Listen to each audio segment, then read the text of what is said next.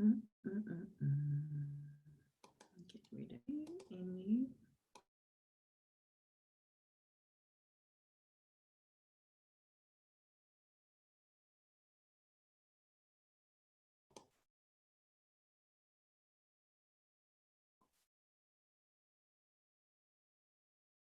Liz, was there anything in my presentation that you want me to take out? No. No, No, right. I have pinched the learning pyramid, just to put that where I had the Bloom's taxonomy as a, you've already spoken about this, and this is kind of now what we need to think about when we're designing it and looking at learning objectives. Yeah. Just to put some scaffolding in while I talk about scaffolding. Yeah. No, quite nice. I was kind of just sitting through there this morning, kind of going, oh, that's good, that's good. So no. And I was thinking if there's any other photos that I could kind of, but I think you've used them beautifully. So it was fun trawling through the photos. I think I've repeated one. Actually. Repeated one, did you? I think so. I think I might go in and have a look because we've got a bit of time. It was fun going through. I just need to open it up again because I've closed it. I'm trying to send mine through and I can't find the version that I've just saved because of working on the cloud and then working, where are we? That's yours there.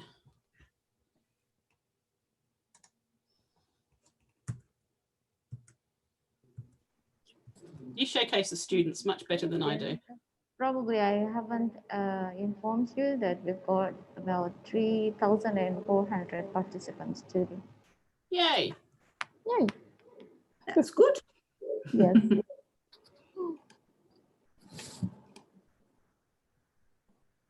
It's not as massive as before, but I guess it's still a huge number of participants as because we were narrowing it down to the education in specific.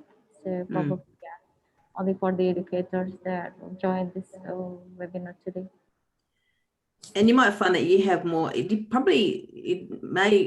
guess it depends on the timing as well when people are available to join. So they might, if you find that you might not have as many live, but that people go in and have a look at it later. And that's the beauty of you actually, uploading it onto YouTube, which is great. That's also what's the hit on YouTube for last one at the moment? About 12,000, if I'm not mistaken. So that's a lot of post watches. Yeah, we only expect 1,000, Liz.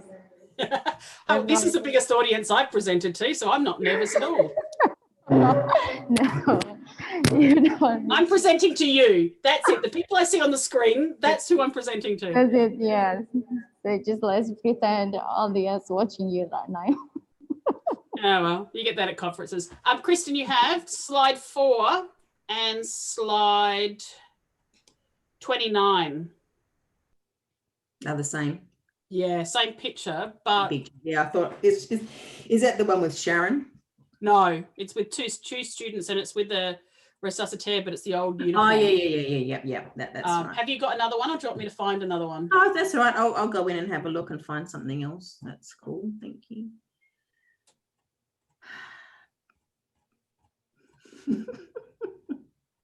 Sorry. And I had to keep Blue Boy in, I'm afraid. I know it's pediatric, but I had to keep I like Blue Boy in. Blue Boy is great. Because that was. Do you remember Blue Boy?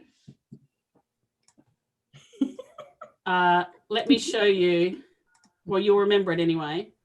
So if I share screen and share the right one.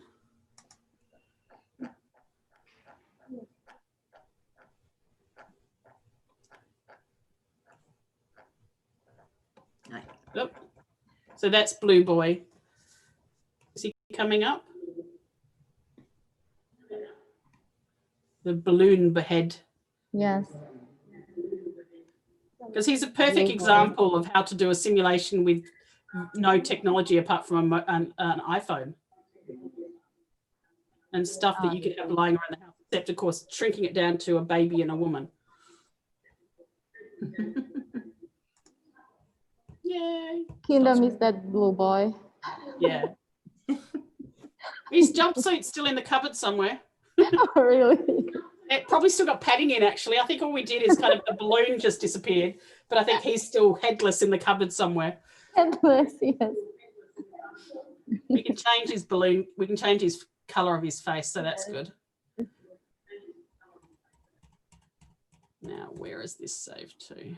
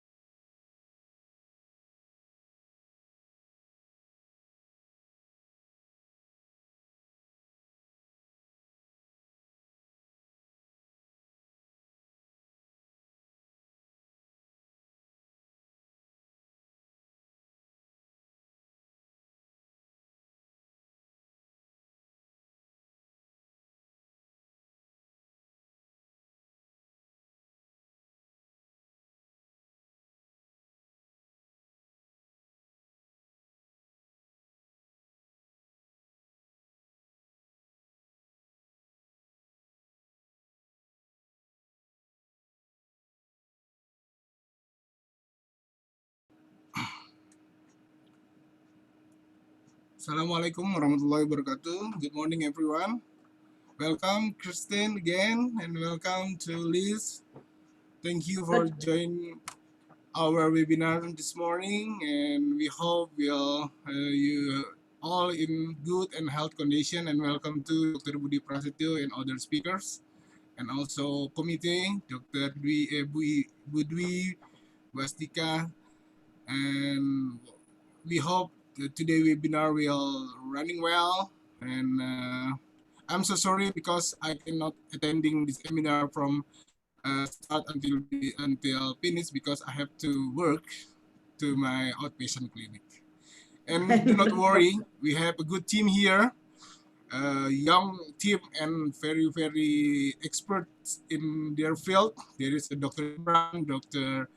Andy, Dr. Rahul, Dr. Arya, and also Vina. And once again, thank you very much for joining our webinar. And hope everything run well. Thank you very much. You're very welcome, and thank you for inviting us again. We're excited to be here. Absolutely. Bu Iza, Bu Atika, silahkan lanjutkan. Saya serahkan acaranya. Ada Ade Imran, ada Ade Rahul, ada Ade Arya, dan ada Wina kalau bila ada masalah. Saya jam 8 ini harus sudah di poli soalnya. Terima kasih. Assalamualaikum. Terima kasih Dr. Boy. Waalaikumsalam warahmatullahi wabarakatuh.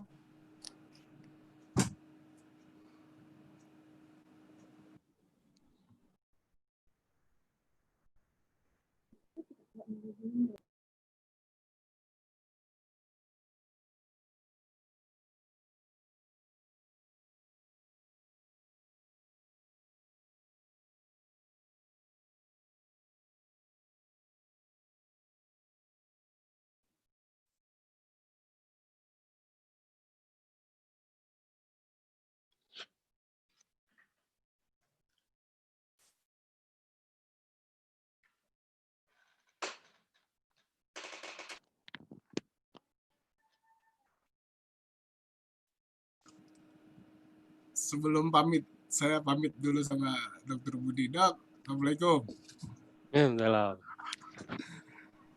Insya Allah hari ini itu udah, insya Allah hari ini sudah ready itu akunnya, nanti saya serahkan. Jadi habis ini nanti ada 2 akun buat teman-teman di Prodi Kebidanan. Jadi biar nanti sudah sip jalannya. Lagi nunggu aktivasi aja. Thank you. Ya, saya pamit dulu ya, Dr. Budi. Silakan dilanjut. Terima kasih. So, good morning, Kristen and Liz. How are you? Good, thanks. How are you? Fine, thanks. Where is Kimi, Liz? He's here. Yeah, Diza should bring Kylie. Yeah, okay. they didn't met at the Bali because Cat postponed in this year. They haven't met yet. Next year. Yes, fingers crossed. Next year, yeah, we hope. That's right. Otherwise, as soon as we can. Otherwise, I'm just flying over. I'll press or not. I'm flying over. Thank you, Liz, for your participation, and Kristen, thank you very much. Thank you for You're asking. very welcome. So Liz, can you see us on YouTube already? Yeah, on the top of the screen that I've got the gallery view, I've got a little icon that says live on YouTube. Iya, nanti lihat nanti aja. So I'm not sure. Copy streaming link. That's what I might do because I want to see what it says and what it looks like.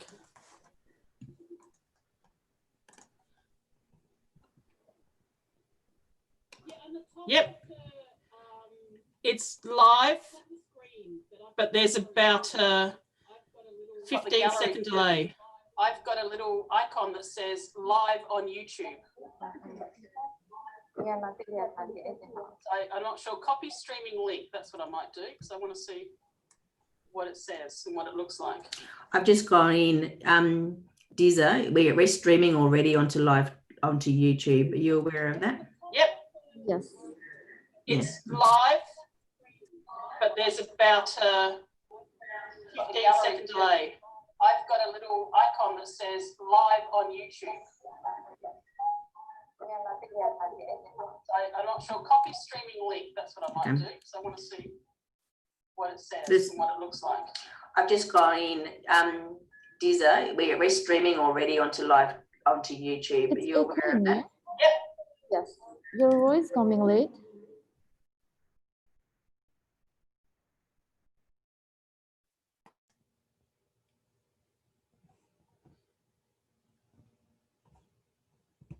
Yes, there's a bit of feedback there from the YouTube channel, I think.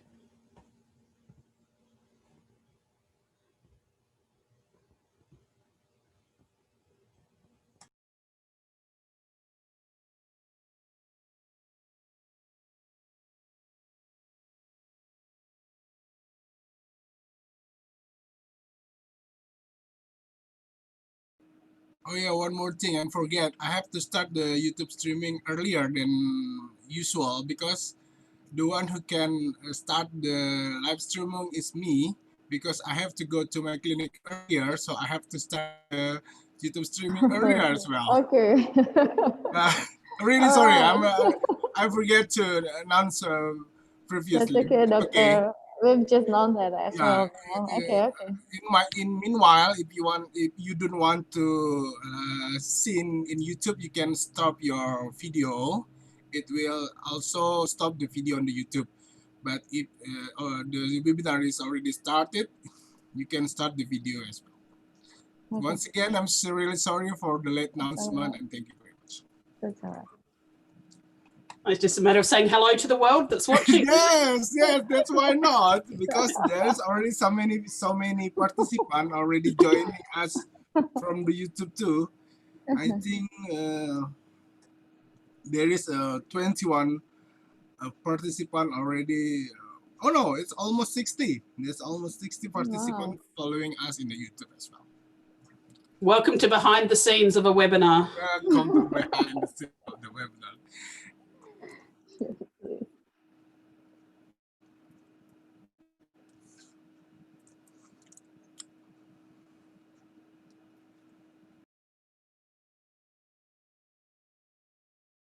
I'm going to turn my camera off, but I'm still going to be here. I'm just going to do a little bit of pottering.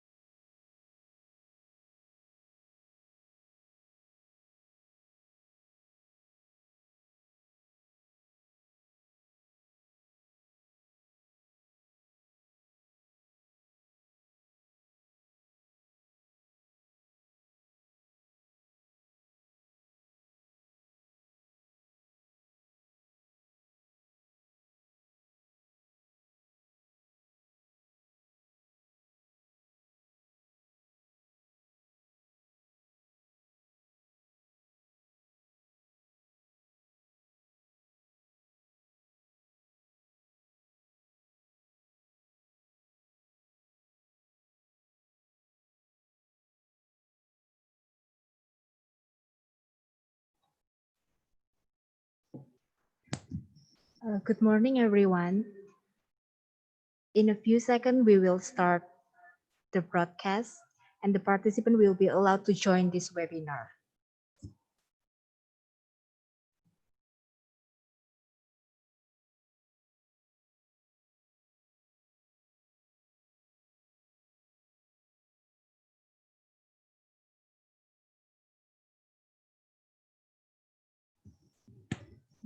The broadcast will start in 3, 2, and 1.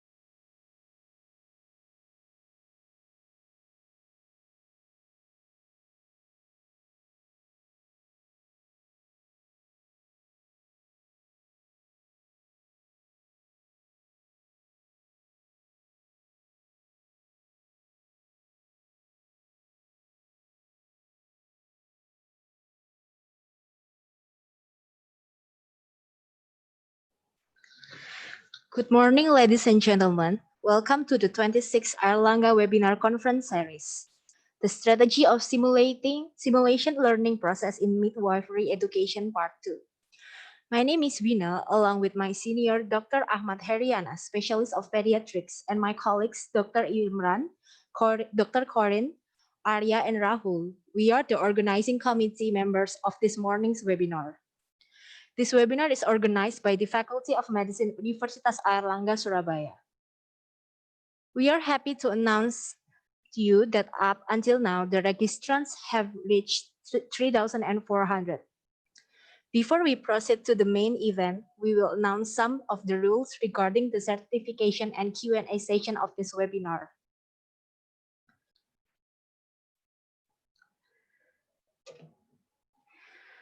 Rules for EB accredited certification. Full participation during the webinar is required. Your attendance will be recorded by the Zoom application.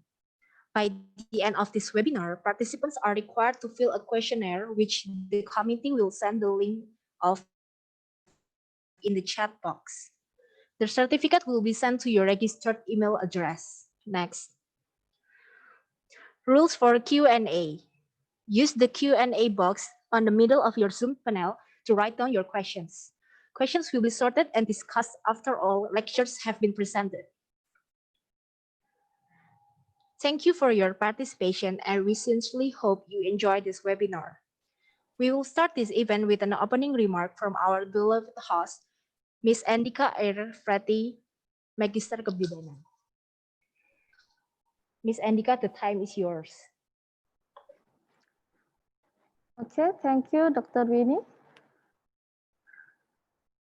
Bismillahirrahmanirrahim. Assalamualaikum warahmatullahi wabarakatuh. Hello again, everyone. Good morning. Welcome to 26th Erlangga Webinar Conference Series brought to you by Faculty of Medicine Universitas Erlangga, Surabaya, Indonesia. To dear honorable speakers, distinguished guests, Coordinator of Midwifery Study Program, Faculty of Medicine Universitas Erlangga, Dr. Budi Prasetyo, Dokter Spesialis Obstetri dan Ginekologi Konsultan, Secretary of Midwifery Study Program, Faculty of Medicine Universitas Erlangga, Ibu Dwi Izati, SKPD Master of Science, all lecturers and staff in Faculty of Medicine Universitas Erlangga, and all beloved participants who sign up to this webinar. Well, ladies and gentlemen, I'm very pleased to meet you again at Erlangga Webinar Conference Series. Today is the 26th webinar Erlangga Webinar Conference Series, Faculty of Medicine Universitas Erlangga. My name is Andika Ediafreti, your host for today's conference. I replace Ms. Farida as host because she must attend other activity at the same time.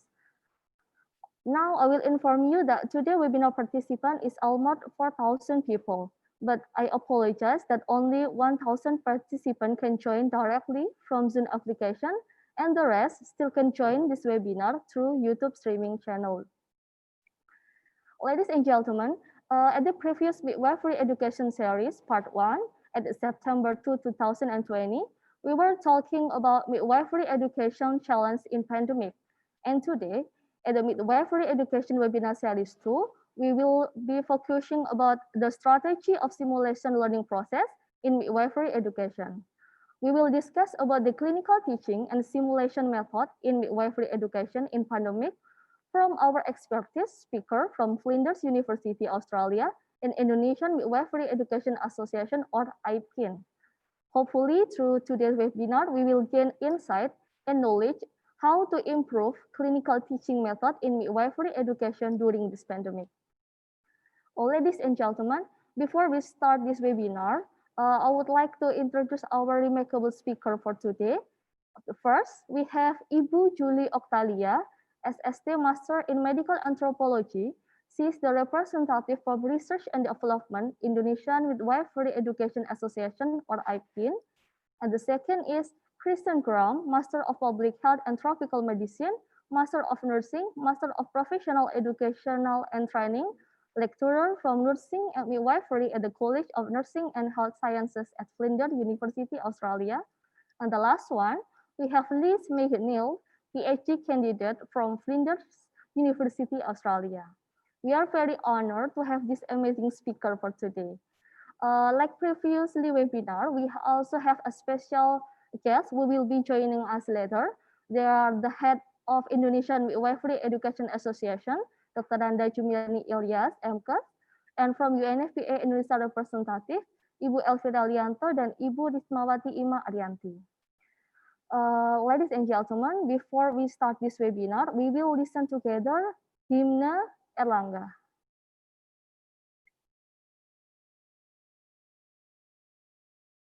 Okay,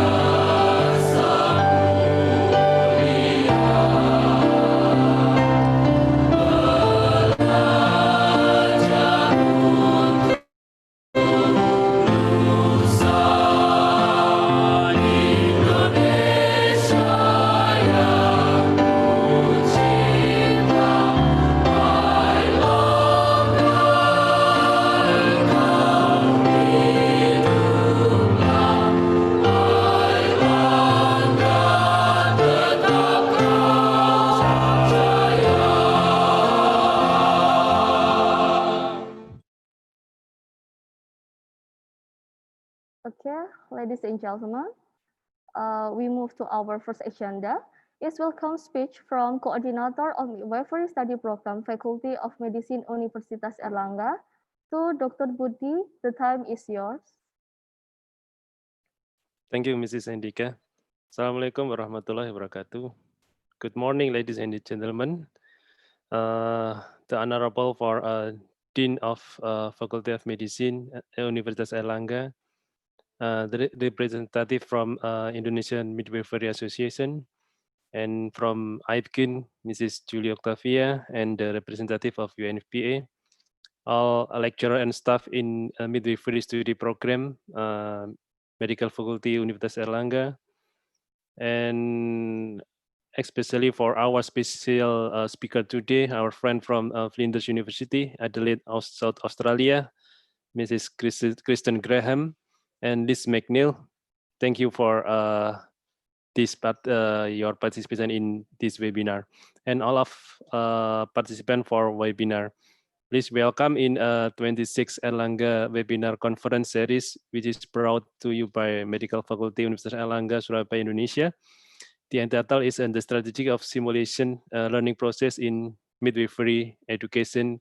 This is the webinar series, so this is the second series, and the last series will be held in 30 September, 2 weeks later.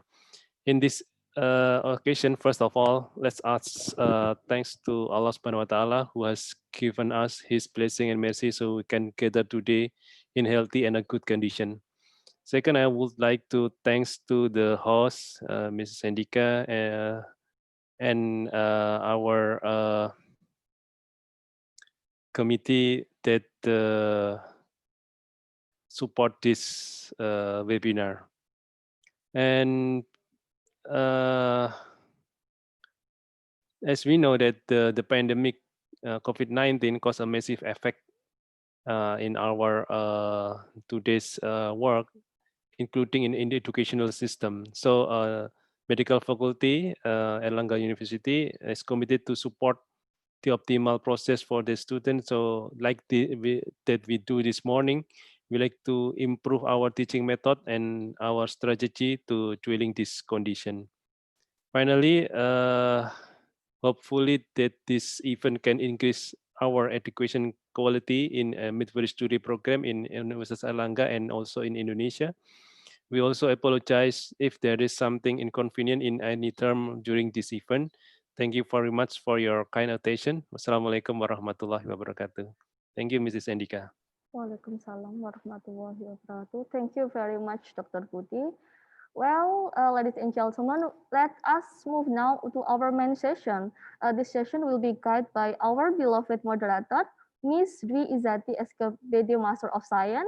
She is the Secretary of Midwifery Study Program, Faculty of Medicine, Universitas Airlangga. She graduated from Nottingham University, United Kingdom at 2015.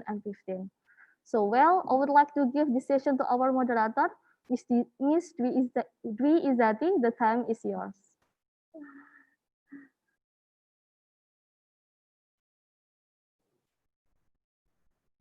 Okay. Thank you, Ibu Andika. Assalamualaikum warahmatullahi wabarakatuh. Good morning, ladies and gentlemen.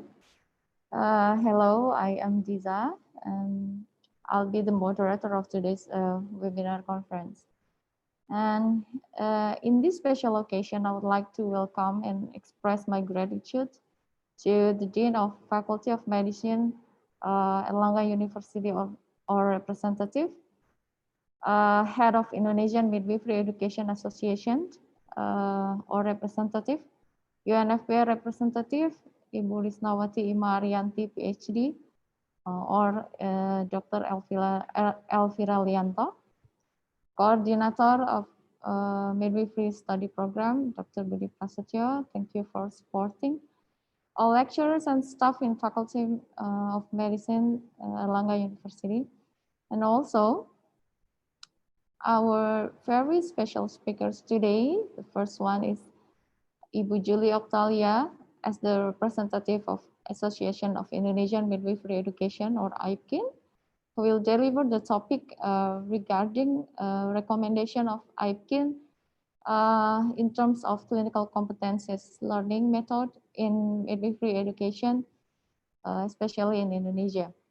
And also the second is Mr. Kristen Graham, Master of Public Health and Tropical Medicine, Master of Professional Educational and Training, as the adjunct lecturer in Nursing and Midwifery in the College of Nursing and Health Sciences at Flinders University, Adelaide, Australia, who will share the topic about clinical education methods in a pandemic. Also, the last for today's webinar, Ms. Liz McNeil, the teaching specialist midwifery in Midwifery, College of Nursing and Health Sciences at Flinders University, who will present the topic entitled Rearrange Simulations in a Pandemic and how to plan and implement an effective simulation. In this webinar, each speaker will present their topic in a 30 to 40 minutes session.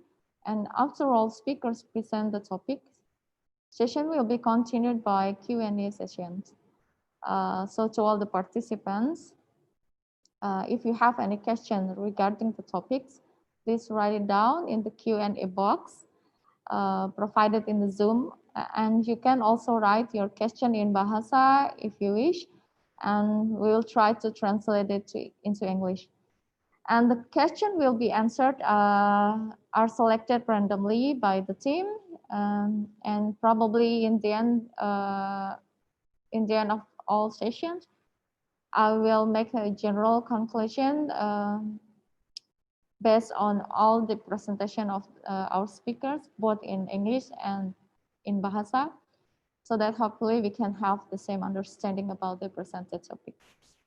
So, okay, as it is probably has been informed by Ibu Andika before that today's webinar is actually the following series from the previous one, talk about the role of Indonesian Midwifery Association or EB in midwifery education.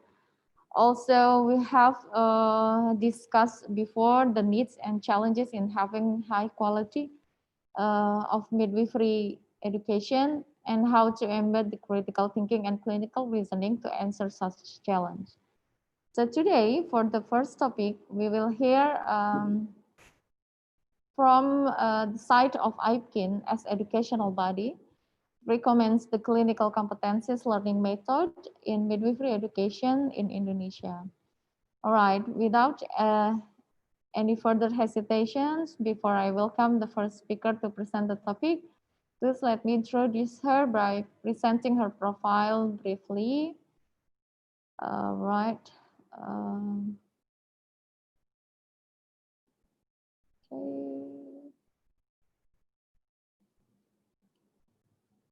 Okay. Yep. So yeah, our first speaker is Ibu Julie Octalia. Her current position is lecturer in midwifery program held Polytechnic Jakarta 3. And right now, she's representing IPKIN.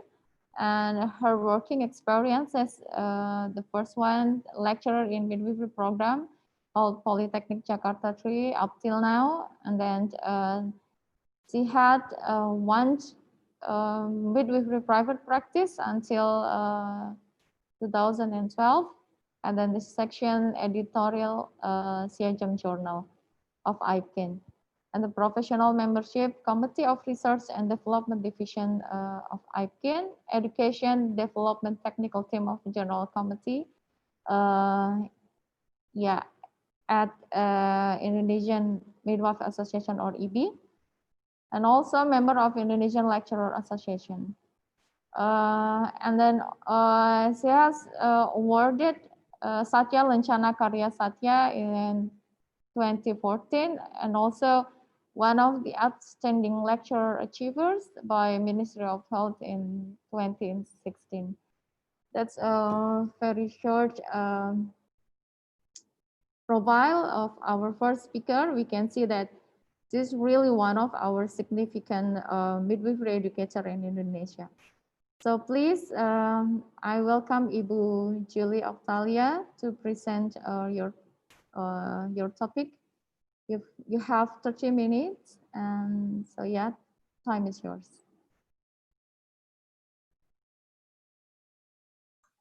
Thank you so much for Ibu Diza to introduce me in a very nice way. Thank you so much. I think it's not really influencing person. I think you also and all of the participants, the speakers in this international webinar is very important person. Assalamualaikum warahmatullahi wabarakatuh. Good morning for ladies and gentlemen. Ibu Disa, do you can hear my voice? Yes, yes, I can hear your voice clearly. Thank you so much. Thank you, Ibu Julie. A warm greeting for all of the participants of the Airlangga webinar conference series. Also warm greeting for all of the speakers and all of the committee. Thank you so much for inviting me as the representative of IPKIN to present our recommendation regarding clinical learning in midwifery education. Let me share screen my slide. Sorry. Okay. Do you see my slide, Ibu Diza? Okay. Yes. Let's show. Yes, I can. Yes, I can. Okay. It's okay now? Yes, good. Okay, thank you.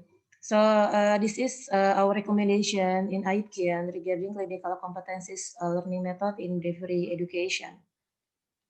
Before we go to the content, let me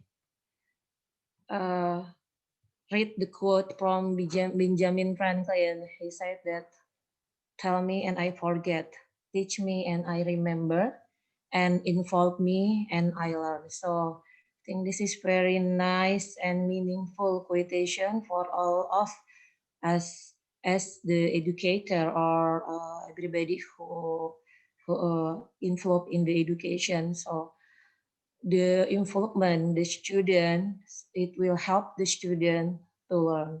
So this is very nice quotation.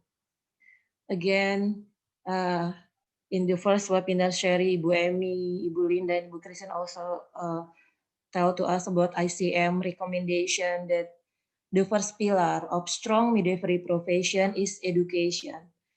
Education can provide a highly competent and qualified workforce. So all of us now in this webinar series tries to make this first pillar become a strong pillar. So we can do it by together supporting each other. And thank you so much also for Ibu Christine and Ibu Liz to come with us together for Indonesia Midwife to help us to understanding more how to deal with this pandemic situation and what is the clinical learning and teaching. ICM recommendation also, we must to look about it, and we can find it in the International Midwives Confederation of Midwives. In the ICM recommendation about global standard for midwifery education, there are three big core document in that website we can find. First is about essential competencies for midwifery practice. This is updating in 2018, so please look at it. And then ICM global standard for midwifery education. Now is under review, and companion guidelines for education standard 2013. Also, this is under review, but we can see what is the last draft of these companion guidelines. In Indonesia context, we have two ministers that influence to midwifery education outside the association, in a professional association. Indonesia Midwifery Association recommendation is about ministry. The law of number 4 of 2019 about concerning midwifery, and this law is really comprehensive law because it's also deal with the content of how the midwifery education in Indonesia should be running. So another law is number 36 of 2014 concerning of health workforce. And also their Ministry of Health decree also is very important to look at this regulation number 3020 in 2020. This is very the newest one about standard of midwifery profession. And in 2017 also there is decree about licensing of practical midwife. Also there are decree about midwifery care standard and midwife functional position. So this a lot, actually there are more, but I think this is the more important regulation that we must look at it when we speak about midwifery education. And from Ministry of Higher Education, there is law number 12 of 2012 concerning of higher education. Also presidential regulation number 8 of 2012 concerning the Indonesia National Qualification of Framework. So we have at the end of the agreement that the vocational midwifery will be the International National Qualification Framework at the level 5, and the bundling program from bachelor and professional degree is the level 7. And regulation of the Ministry of Research, Technology and Higher Education number 44 on 2015, and it changed now to the number of 50 of 2080. So please look at this regulation when we speak about Indonesia midwifery education in Indonesia context. Also, we must look at the national standard in Indonesia about higher education. There are 24 national standard, 8 standard for education, 8 standard for research, and 8 standard for community services. So this standard will influence the midwifery education program that running in Indonesia. So this standard also will be our important consideration when we develop the midwifery education. This standard also tell us about the length of study. I'm so sorry I'm writing in Indonesia, but I hope you can understand what is the table speak about. So the length of the study for the vocational midwifery is in 2015, the new one the length of study is 5 years academic years, before is 3 until 4 years. And for the bachelor degree is for maximum 7 years length of study. before is 5 until 5 years, and the professional midwifery now in 2015 regulation can the length of study is 3 years length of study. How about the credit? The vocational is 108 credit minimum.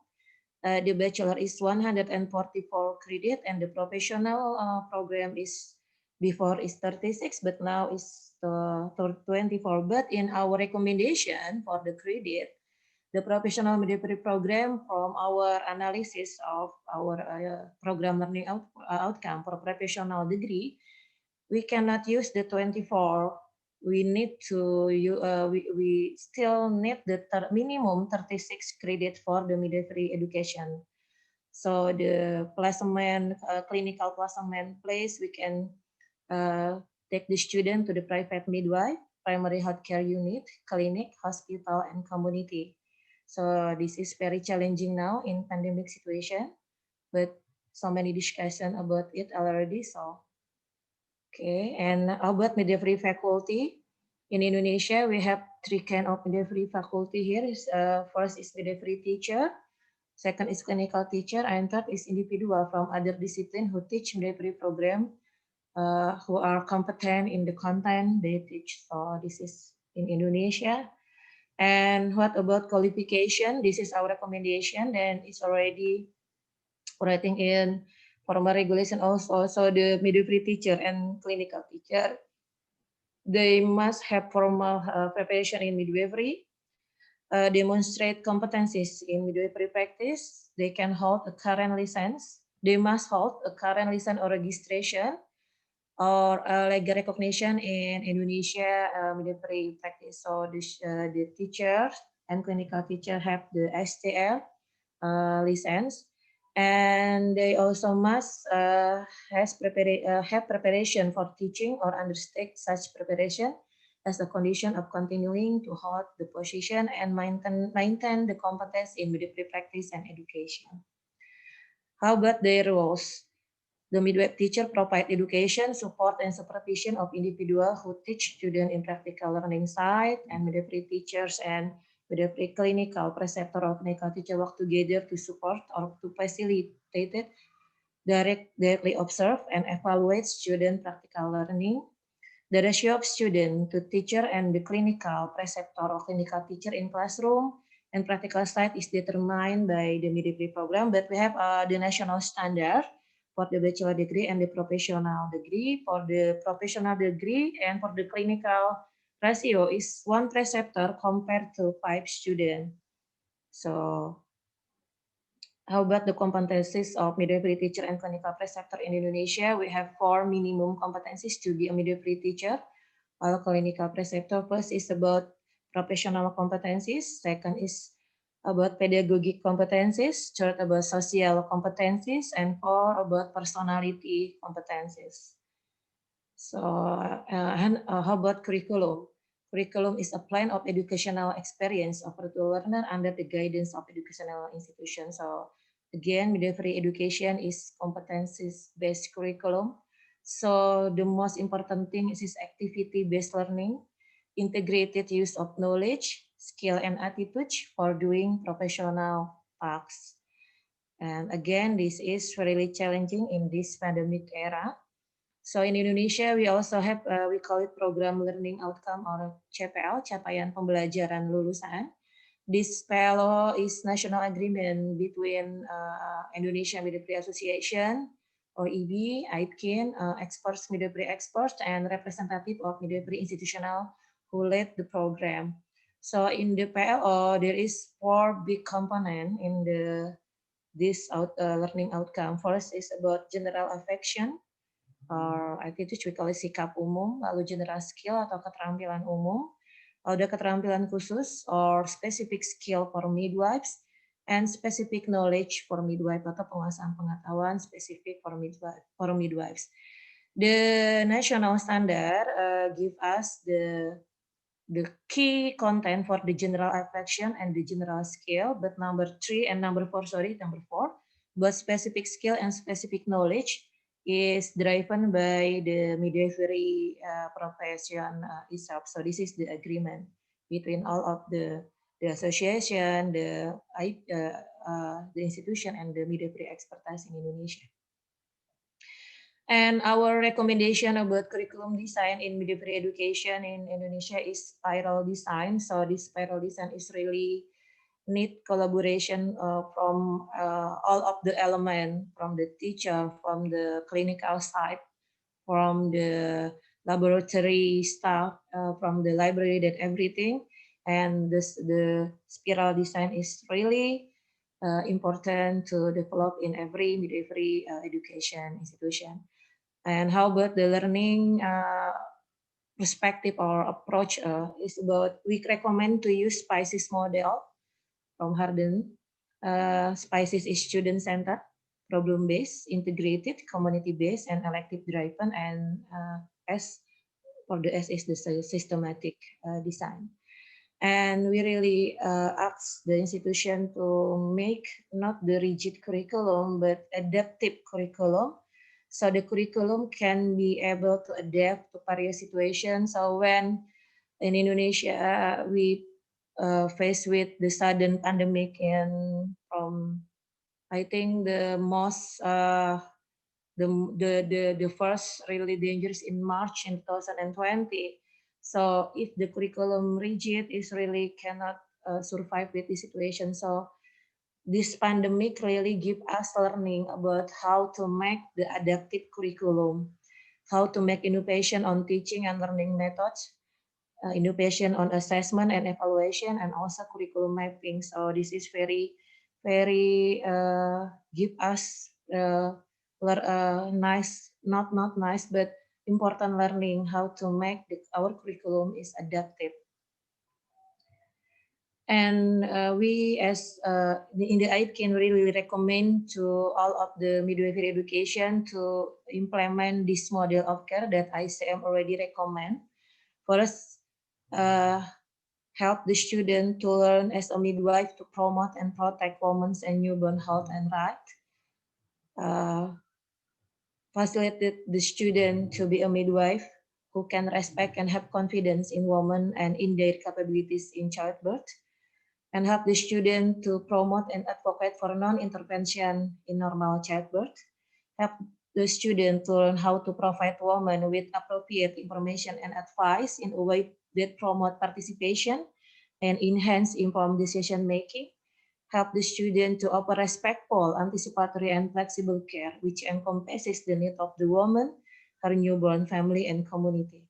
And it begins with primary attention to the nature of the relationship between the woman seeking midwifery care and the midwife. The other model of midwifery care also we as I can really recommend the institution of the midwifery education help the student to learning about how to empower women to assume responsibility for their health and for their family health also. Help the student to learn about how to practice in collaboration and consultation with other health professionals to serve the need of the woman, her newborn, and family and community. Help the student to learn how to maintain their competency and ensure their practice is evidence-based. Help the student to learn how to use technology appropriately and effect referral in timely manner when problems arise. And the last is help the student to work individually and collectively responsibility for the development of midwifery care, educating the new generation of midwives and college in the concept of lifelong learning. So this is our responsibility. So I can really recommend this 10 model of care during the midwifery study. One also value in the midwifery study that I can really recommendation is about midwifery care partnership, how to build the partnership between the midwife and the mother and the family, because the partnership is really important. Midwifery care will involve the development of partnership, and this is reciprocal and based on equity, respect, trust, negotiation, and mutuality. And in partnership, there will be shared decision, making acknowledge and value the woman's knowledge of her own body, and facilitate her own decision making, supporting the ethical principle of autonomy. So within this model, we hope the woman's value and preference are balanced with unbiased information based on the best available evidence. Again, ICM also give recommendation, and also I can recommend every midwifery institution to use also this midwifery care process diagram, or what we call it, pathway or something. This scheme is really make us have an understanding how the student learn about building the critical thinking, clinical reasoning, how they act, how they listen, how they look, how they feel about the woman's and mother or family situation. So this scheme is really important, that the institution help the student to learn this schema or pathway of thinking. And again, I can also recommend how to bring this theory to the practice. We know already that now the perspective is changing from teaching to learning. Teaching is to show or explain how to do something. Expert pass their experience to the learner, and students are passively receiving information. We, as in IPCAN, do not recommend this this way again, but our recommendation is to change to learning perspective. Learner-centered design to change one's behavior by putting new knowledge into practice.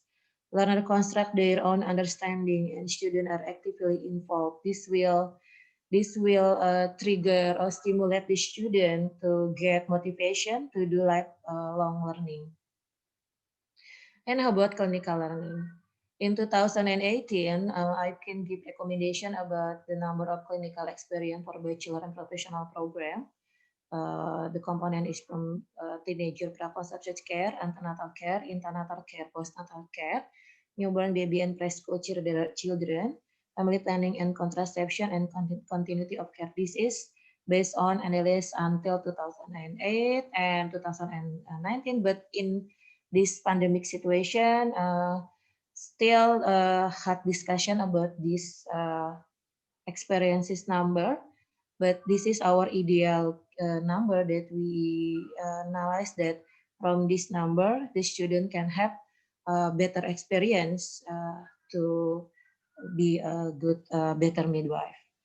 So another recommendation on clinical learning that I know I think Christine in the first series also explained to us about how to bring the critical thinking and clinical reasoning in online methods, and it's very nice presentation. Thank you so much for Ibu Christine. So I can really recommend the institution to deal with this these two methods to build the critical thinking and clinical reasoning from the student.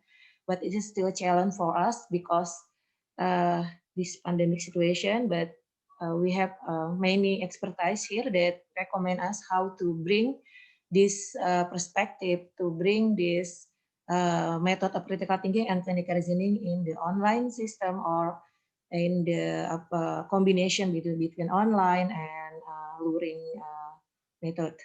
So this is very important, but we also recommend to use reflective learning in clinical learning, because reflective can build a better understanding of the student, can develop professionally by using the student knowledge to modify and adapt the practice, and help the student to demonstrate competencies that relation to the scope of practice and competencies when they enter the registry of midwifery, especially in Indonesia. This COC model of bedside teaching also nice to look at it. There is many models of clinical learning. One of them is COC cycle models. They have two cycle, both experience cycle and explanation cycle. So the experience cycle have 4 stage, and the explanation cycle have 4 stage also. The experience preparation, briefing, and clinical interaction, debriefing, and the explanation is reflection, explication, working knowledge, and preparation for future learning. Again, this model is really challenged in this pandemic. So in I think 3 or 4 slide, my last slide will be discussed how to deal with it. And also once of model we can use also COPS experiential learning cycle, but this only one kind of method. There is a lot of methods, so please look at the learning cycle that can help us to running the midwifery education. So how about in the pandemic COVID situation? So it is very important that I can recommend to the midwifery institution to use calm, open, honest, fair, and transparent. Also responsible communication, because the student is really confused with the situation, so we must keep the student calm. But really, we also the midwifery institution also must help the student to improving trusting relationship, motivating and supporting, and how to show a willingness to help, because this is the situation. Cooperate with all components that can optimize learning outcome, and raising critical awareness and collective responsibility to reduce the spread of COVID-19, and not only COVID, we speak in actually about other disease also, but HIV, hepatitis B, and etc. Another very dangerous disease. And about the learning process, we recommend to do rescheduling academic calendar. And from March, I think from March 2020, all of the institution do this strategy. And we recommended to review new strategy to achieve learning outcome. This is automatically, I think. Use a variety of electronic media available, easy accessible, accountable, scientific, and rational. Sometimes the media that the institution choose is not really easy accessible, but difficult. So please consider to easy, accessible, and also accountable, scientific, and rational. And we also must think about redesign for recording and reporting case that student obtain in the learning experience, and give more time for student to learn. This is really important to the teacher to more understanding of the student situation, because the students stay in their home is very in the context of their environment, economic background, and everything. And share good practice with other institutions. And thank you so much for the Airlangga University who make us sit together in this webinar to share our good practice with other institutions. And I can understand that we still have many challenges about this pandemic situation. We recommend to use a learning platform, but again, in Indonesia context, there are some institutions who doesn't have already adequate e-learning platform. So we recommend to use free platform, and it's a lot of free platform to learning. And we understand in Indonesia, in some area, there is instability of the internet signal. So please discuss possible solution with the student to build communication. And also we can build also communication with internet provider. So, and then redesign learning method and assessment method and new instrument. If we really confused what is the redesign, we can use directly available instrument on the web. I think in the first seminar, Ibu Christine recommend us to use a CAC-team instrument to check the critical thinking achievement for the student, and I think it's a very nice instrument. And new learning research, it is still our challenge also, because some of institutions really difficult to make new results. So our recommendation is when speak about this case scenario, we can use previous year student real case report, or if we doesn't have video availability, or we cannot make the record of the video, we can use available video from WHO, but if you use YouTube, please be careful, choose the link that really accountable link. The teacher must be critical about this link, because some people upload the video to the YouTube without any scientific justification. So when we want to use the research learning from the website, please encourage the student to choose the accountable website. And this is important also to the student to teach the mother for self-monitoring during this pandemic situation, regarding to sign and symptom, recording all change, and immediate notify the health provider or the midwife if there any problem. Help the mother to keep and improve their immune, and help the mother to get access for safe health services. So this is very important.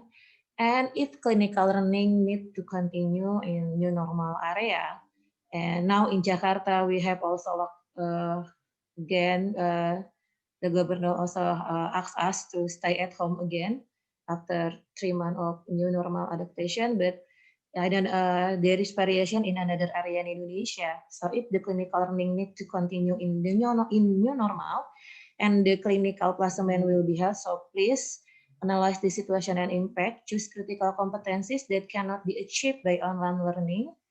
Make sure there is coordination with local government and COVID task force in specific area, because different area have sometimes different approach about COVID protocol. And assessing a safe area for student. In Indonesia, we have zone like green or red or yellow or something. So please look at this, what is color of the area, and comply with security protocol to reduce the spread of COVID. The student also must we capacitate the student what is the protocol, what is the specific protocol related to the COVID-19, and providing informed consent sheet. So the informed consent is really important to deliver to the student or their parent or something, because this is choice. Do you if the institution asks the student go to the clinical site, and provide assistance to access personal protective equipment. I think March and April is very difficult for Indonesia, because we have so little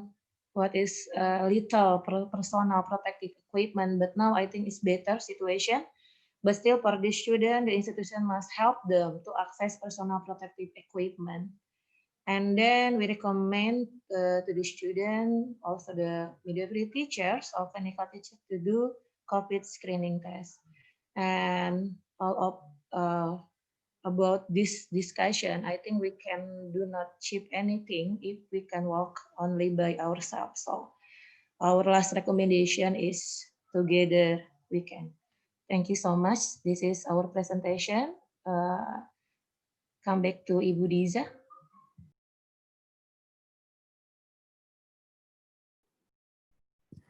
Thank you, Ibu Julie, for the very insightful presentation, and probably some of key points from her presentations are, first, it's important to be aware of all the recommendation in midwifery education, both international set by ICM, also nationally, such as midwifery law and other regulation or decrees set by IPKIN, EB, and together with Ministry of Education. Also, IPKIN has explained, Ibu Julie has explained the definition, standard, and qualification, also role in terms of standard of faculty of midwifery, midwifery teacher, and the standard of clinical instructor. The minimum competencies as a midwifery lecturer should have, and how to design and plan and also deliver the curricula of midwifery education. Regarding this, also has been mentioned that the curriculum should be adaptable based on the current situation, such as now in a pandemic era. One other thing that is also very essential is to design the curriculum related to midwifery model of care, fundamental philosophy, teaching partnership to the students, perform high order thinking in delivery of midwifery care. Also, it's been recommended in terms of clinical experience for bachelor and professional program number, how many cases should the students have. And also it's been discussed specific method such as reflective learning in specific that could probably use in class. Also, I can underline that some of important things need to be in learning process, especially in this pandemic era, by optimizing the usage of online learning. All right, thank you, Ibu Julie. Once again, please stay with us as we are now moving on to the second topic about clinical education methods in a pandemic. As it's been explained by previous speaker, it's been recommended by many, including nationally, that providing responsible methods to achieve clinical competencies is important. But then one other thing, how is this condition right now, the COVID-19 pandemic, impacts on all human aspects, including midwifery education, especially how to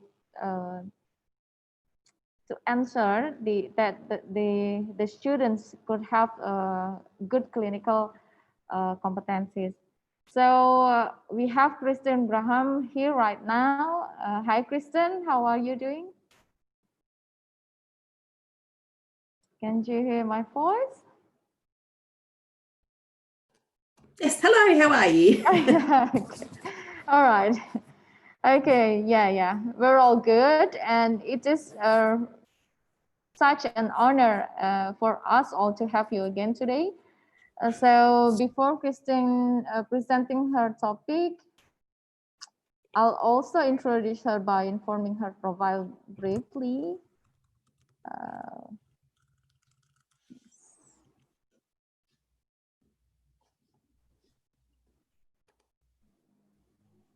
Okay. So yeah, as I mentioned before, that her current position right now is adjunct lecturer in midwifery and nursing, College of Nursing and Health Sciences at Flinders University. A lot of working experiences we can see here. Also, he's got experiences in Timor-Leste as well. International midwife in Save the Children Sierra Leone in 2006 program, and also a lot of activity here. Yeah. The professional membership is the member of Australian College of Midwives, also the member of Australian Collaborative Education Network, and the last recent publication that we can see here is not only concerned in education, but also he's got a piece of work in terms of care, yeah, the factors of that influence the midwives in relation to low-risk women, and the acupuncture during pregnancy and the perinatal period. All right. So, Kristen, I welcome you to present your topic. You have 40 minutes, so please, time is yours. Okay, thank you very much for that warm welcome, and it's lovely to be back again and to build on what I introduced a couple of weeks ago. I'll just share my screen and hopefully that will come up.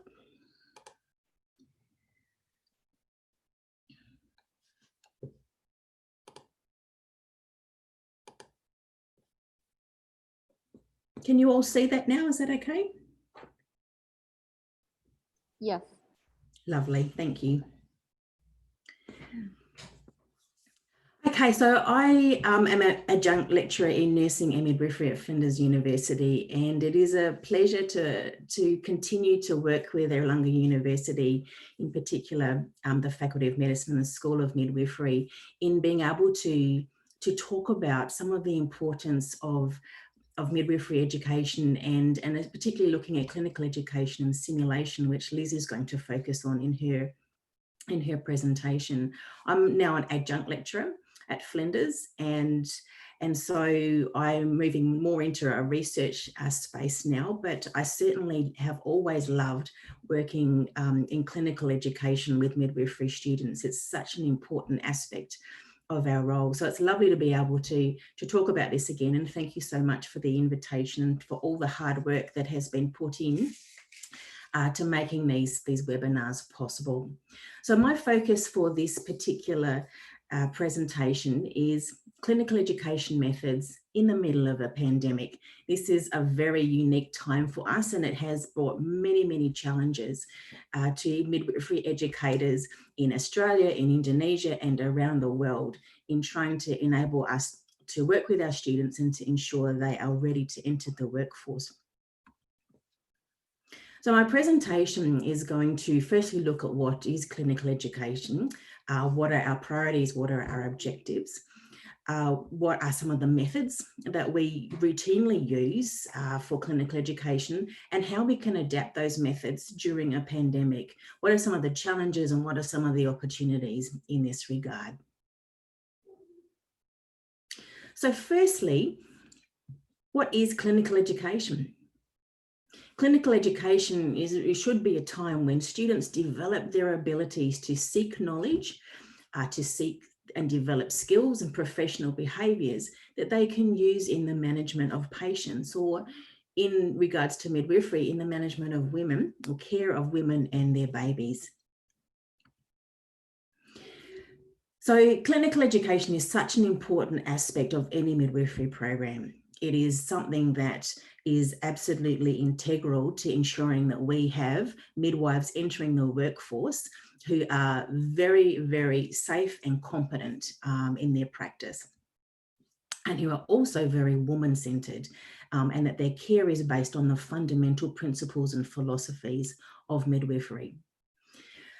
So, of course, at the moment, in the middle of the COVID-19 pandemic, we are all experiencing tremendous challenges, but we also have a number of opportunities. So firstly, the challenges related to pandemic management strategies and impact on healthcare services and professionals are absolutely immense. We have a lot of challenges in relation to enabling students to have access to clinical education. We have, and then to prepare them to enter the workforce. So midwifery is quite complex. I used to be the course coordinator for the Flinders University midwifery programs, and was one of the leaders in terms of trying to ensure that we met all of the standards required in our curriculum program that would meet what was required in Australia and provide students with everything and all the opportunities that they needed to be able to meet the minimum requirements to register. And one of those things, as is common around the world, is to ensure that they get the clinical practice to meet those standards. For instance, here in Australia, to have experience in 30 births, 100 antenatal visits, 100 postnatal visits. And when all of a sudden you have restrictions placed on clinical education or clinical placements, those standards are very difficult to meet. And so it's a very complex course to run in the middle of a pandemic. In terms of logistics, just the logistics of providing clinical education are immense normally, but when you add in the fact that you've got social distancing, restrictions on students coming into clinical laboratories or classes, it makes it very difficult. And so all of us have moved to more online teaching, and then trying to ensure that students who are at home, who are stressed, who have children potentially at home with them, trying to engage them into those online teaching activities can be really difficult. With the clinical education logistics of trying to manage who can go to placement, who can't, can you actually teach things online, is really difficult to manage and very, very challenging. And we'll talk about that more shortly. And Liz will certainly expand on that in her presentation. Clinical placements being postponed or cancelled are very, very difficult to manage. And here in Australia, we have really tried to advocate for students being able to go out on placement as much as possible. And of course, all of us are stressed. Students are stressed, educators are stressed, universities are stressed, clinical placement venues are stressed, midwives that are working with students are stressed. So there's lots of challenges that we need to look at when we're trying to manage clinical education during this time. But there are some fantastic opportunities. Out of this pandemic, there are going to be some beautiful silver linings, and that's something to always hang on to. We are certainly finding new innovations in how to teach in general, but also how to provide clinical education. What strategies can we use in this time that are actually going to be helpful further on? You know, we're becoming very innovative in how to teach online. And so sharing with each other our successes is going to be really important coming out of this. We're certainly going to also have a midwifery workforce who are going to be prepared with new skills that they wouldn't have otherwise. We can teach students how to use telehealth, for instance, and that's not currently in our curriculum, but it certainly can be put in there, and they'll come out of their programs having skills that they wouldn't have otherwise. And so that's a positive. Certainly, midwifery is being recognised for its importance in being on the front line. And so that's something that we really need to promote. We have the opportunity to really highlight how important midwifery is in the care of women and their babies and their families, and in policy making, etc. We have an opportunity to really push midwifery to the forefront, because that's so important. And certainly advocating for that as well, advocating for our profession, advocating for our students, advocating for our midwifery curriculums being promoted as well is important. So lots of challenges, but also a lot of opportunities. So when you're actually thinking about clinical education in your curriculum, it is really important to always be thinking that, yes, we're in a pandemic, but yes, we need to still ensure that our programs are really rigorous, that our students are receiving quality education, that we as midwifery educators are actually making sure that we are doing what we need to do. We have a duty of care, not only to our students, but also to all of the women and their families who are going to be cared for by our graduates. So I'd really encourage you to have a look at, what are the clinical education priorities and what is available in terms of guiding your strategizing in this time. Ibu Julie had talked about a lot about the importance of regulation as well. And so that is exceptionally important. So here are a couple of resources that I would really encourage you to have a look at.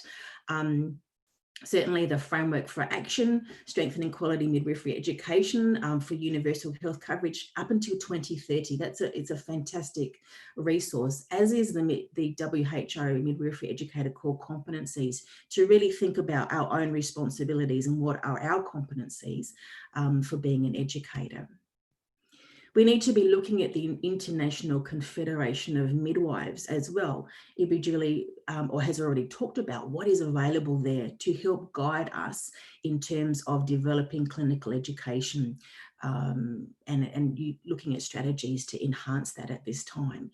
So definitely looking at the global standards for midwifery education, but also looking at, well, what are we working towards? We have the competency framework for midwives, so the essential competencies for midwifery practice that all midwives should be able to meet. And so last time I introduced this in my previous webinar in terms of how important it is to be looking not just at all the antenatal care, the labour and birthing, the ongoing care of women postnatally and newborn care, but to look at the general competencies as well, because those professional competencies, for instance, related to critical thinking skills, this is where they come under. And so making sure that how we design and facilitate our clinical education is always looking at, well, what are we trying to achieve? What competencies do our midwives need to have when they enter the workforce? Because that's what we need to prepare them for on graduation. We need to, again, be mindful of the different regulations that are in place, the different standards and the priorities that come from different midwifery professional regulators or organisations. So here in Australia, on the left-hand side, we've got the Australian Nursing Midwifery Accreditation Council that provides the standards for our curriculum development and facilitation, the Nursing and Midwifery Board of Australia, which is our regulatory authority, and our Australian College of Midwives. And all of those professional bodies speak to the importance of what midwifery education should look like, and therefore what clinical education should look like, what our focuses should be from a regulatory and a priority perspective. And in Indonesia, you have the same different bodies that are important to think about what is required of us in clinical education. Is there any flexibility in that regard? And we have to always look to these organisations to provide that guidance. So the Ministry of Health, the Ministry of Education and Culture, the Midwifery Council, which will shortly be, you will shortly have a Midwifery Council as part of your Indonesian Health Workers Council to really provide that regulatory governance. And then we have also got the Indonesian Midwifery Association and the Indonesian Midwifery, the Association of Indonesian Midwifery Education, AWCS. And all of these are really important. If you're not sure about what you can and can't do, make sure you ask somebody. Don't just assume that you can, in a time of COVID, that we have the flexibility to change everything, because we don't. We need to be very mindful of that. To make sure that, again, midwives around the world are well prepared in a rigorous curriculum still. Oops. One of the other things that you really do need to think about in developing your clinical education strategies is to be going back to the going back to the principles that are inherent in your own university or your polytechnic or your college. And that's so important. We need to always go back to what is important for our own education provider. And so Flinders University, they have their learning and teaching principles that will guide us in our clinical education development. So for instance, students always have to be at the centre of their learning and teaching experience. We want them to be active and engaged. We want them to be collaborative in their learning. We want students to be engaged in authentic and experiential learning, which is all about clinical education for midwives. We want student learning to be accessible and inclusive, that it's multidisciplinary, integrated and contextualized, that students experience innovation both in the content and the approach to teaching and learning, and that they're led by inspirational and engaged teachers. All of those things, we look at them and go, oh, they're so important. These are our teaching principles. And so when we are making adaptations, when we are looking at clinical education methods and what this means at this time, we still need to go back and think, okay, these are the principles of my university or my polytechnic. I need to try and make sure that I'm still adhering to these and not just throwing them all out because it's too hard at the moment, but saying, okay, how can I actually integrate this into new ways of doing things at this time. So as educators, like for me, I always want, that my midwifery students to start to think and practice like a midwife. I talked about this before, the importance of helping midwifery students to take that step, especially in their final year, to not just be learning things for the sake of learning or for an assessment or for an exam, but to start to really think and practice like a midwife. We need to support students to develop those professional knowledge, skills and attributes to be workforce ready, to be competent in the provision of safe, effective and professional midwifery care. And that is our role. We need to ensure that they do that. So we need to be thinking about, well, what are the objectives of clinical education to be able to appropriately facilitate clinical education and in all the different methods. We need to have objectives of, what are we trying to achieve? So we need to really look at helping to facilitate students' understanding and awareness of woman-centered care. That is the central philosophy of midwifery practice. To be a midwife is to be with women. And so that has to be the central thing to everything that we do. We want to facilitate students' understanding and awareness of healthcare and the healthcare system. And so that's really important, and that's very hard when they actually can't experience the healthcare system if they can't go out on placement because of COVID. So how do we make that happen for them? We want them to be gaining an understanding of the professional role of the midwife. What does it mean to be a midwife? To explore their own attitudes, their beliefs and responses to health and illness. To understand and be aware of the roles within the healthcare team, because maternity care is multidisciplinary. We're working with so many different people to provide healthcare to women and their families.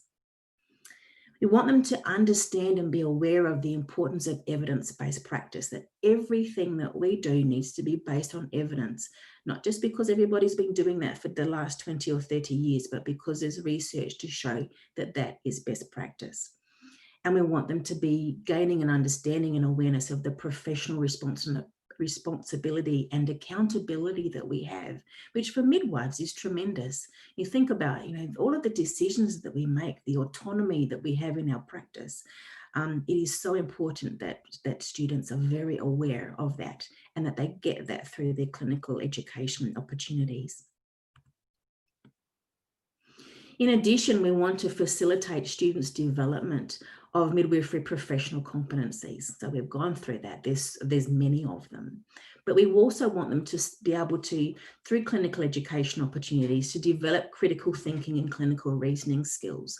And that's something that I went through a lot that's what the focus of my previous webinar presentation was. And they are so important. Again, as I said, we have midwives who are working autonomously and they need to have that higher level thinking, embedded into their everyday practice. We want to develop students' interpersonal skills and cultural competence. We want to develop their skills in time management. Midwives are very busy people. And so, how can we actually help them to do that? And certainly, you can do classroom-based teaching around that and do some activities, certainly. But again, it's something that you really do learn when you're out on clinical placement. So thinking about how can we manage that differently. We want to provide opportunities to help students develop their ability to undertake good, rigorous documentation and to use the different technologies that are now out there being used in hospitals. Like here in Australia, we're actually having a lot of online documentation being introduced. And so there's a lot of technology that's available that midwives need to be able to use. We want them to develop self-evaluation and their ability to really reflect upon their own practice. And that's something that is so important in midwifery, is that whole concept of reflective practice and thinking about what have we done? What can we do better? What does this mean for the woman? What does it mean for me in terms of the experiences that they've had? And to also develop quality improvement skills. And that's something that is very important for all of us to constantly be looking at how we can provide better quality healthcare. Certainly, there are more objectives than that, but those are some of the main ones. So in order to facilitate clinical education, really do be thinking about, well, what am I trying to achieve here? Which of these objectives is important for this particular activity or this particular placement? And certainly midwives will have different experiences in different clinical areas if they go on placement, or depending on the topic that they're looking at, whether it's normal birthing care or whether it's complex care, but always be thinking about what are our learning objectives for these students so that you can design something that is appropriate. We're certainly wanting to also focus on getting students to focus on higher order learning to be able to meet these different learning objectives and meet the learning outcomes that they're wanting them to have. And so Bloom's taxonomy, which was touched on in the last webinar by Linda, is all about helping to, this is a taxonomy that is a powerful tool that helps us to develop appropriate learning objectives. and to also help scaffold learning. And so students, we want them to go just beyond remembering facts and basic concepts, which is right down the bottom of that Bloom's taxonomy. We're wanting them to keep scaffolding their learning and building up so that they can then move to understanding and then applying that information into new situations, to be able to analyze and evaluate and even create new works, which is probably a little bit more beyond an undergraduate student. But certainly we're wanting them to not just be recalling facts, we're needing them to understand, apply, analyze, evaluate and create, so that they actually become not just midwives who do things because they've been told to do them this way, but they're actually understanding them. They're actually going to that higher level of thinking and critical thinking that's so important. So when you're actually designing clinical education, whether using different methods to provide clinical education, be thinking about also what are you trying to achieve, and how can you help students to be more of an active learner. So you can see here at the top of this learning pyramid, which I touched on myself a couple of weeks ago, that we have if a student's actually attending a lecture, they will only probably retain about 10% of the information that was actually shared with them. If we read an article, they're likely to also just retain about 10%. It's very passive learning. So what we're wanting to do in everything that we do is, as much as possible, promote active learning. Now, it's not to say that you scrap lectures and that you don't have students doing pre-reading, but you build on it. So you can use audio visuals, you can use demonstrations, but then you actually ensure that you build on all of this and promote discussion with students, whether it's mentoring, debriefing, or whether it's group discussions online. You'll see that the more that you actively engage students in the process of learning, the more that they will actually retain and then be able to apply to practice. The practice doing, as you can see, is so important, the 75% retention rate. And that's why clinical education is so important. When you're wanting students to apply the theory of what they learn and applying that to practice, the more they can practice, the more they will retain and things will make more sense. And teaching others is something that's important as well. You can see that if you have to teach somebody how to do something, you are much more likely to retain just about everything about that, because you have to understand it to teach it. So it's very active learning and it's fantastic retention. And so always be thinking about, how can I make sure in my clinical education that I am promoting active learning, so that my students will therefore retain that knowledge and be able to apply that. So there's lots of different clinical education methods, and this is by no means an exhaustive list, but I've put up a couple of them. And so and a lot of these we do in the classroom all the time, and we might do it out in the clinical labs or in the clinical ward situation. We can apply a lot of these to more online contexts if we need to, or adapt them. It's just a matter of how do we do that.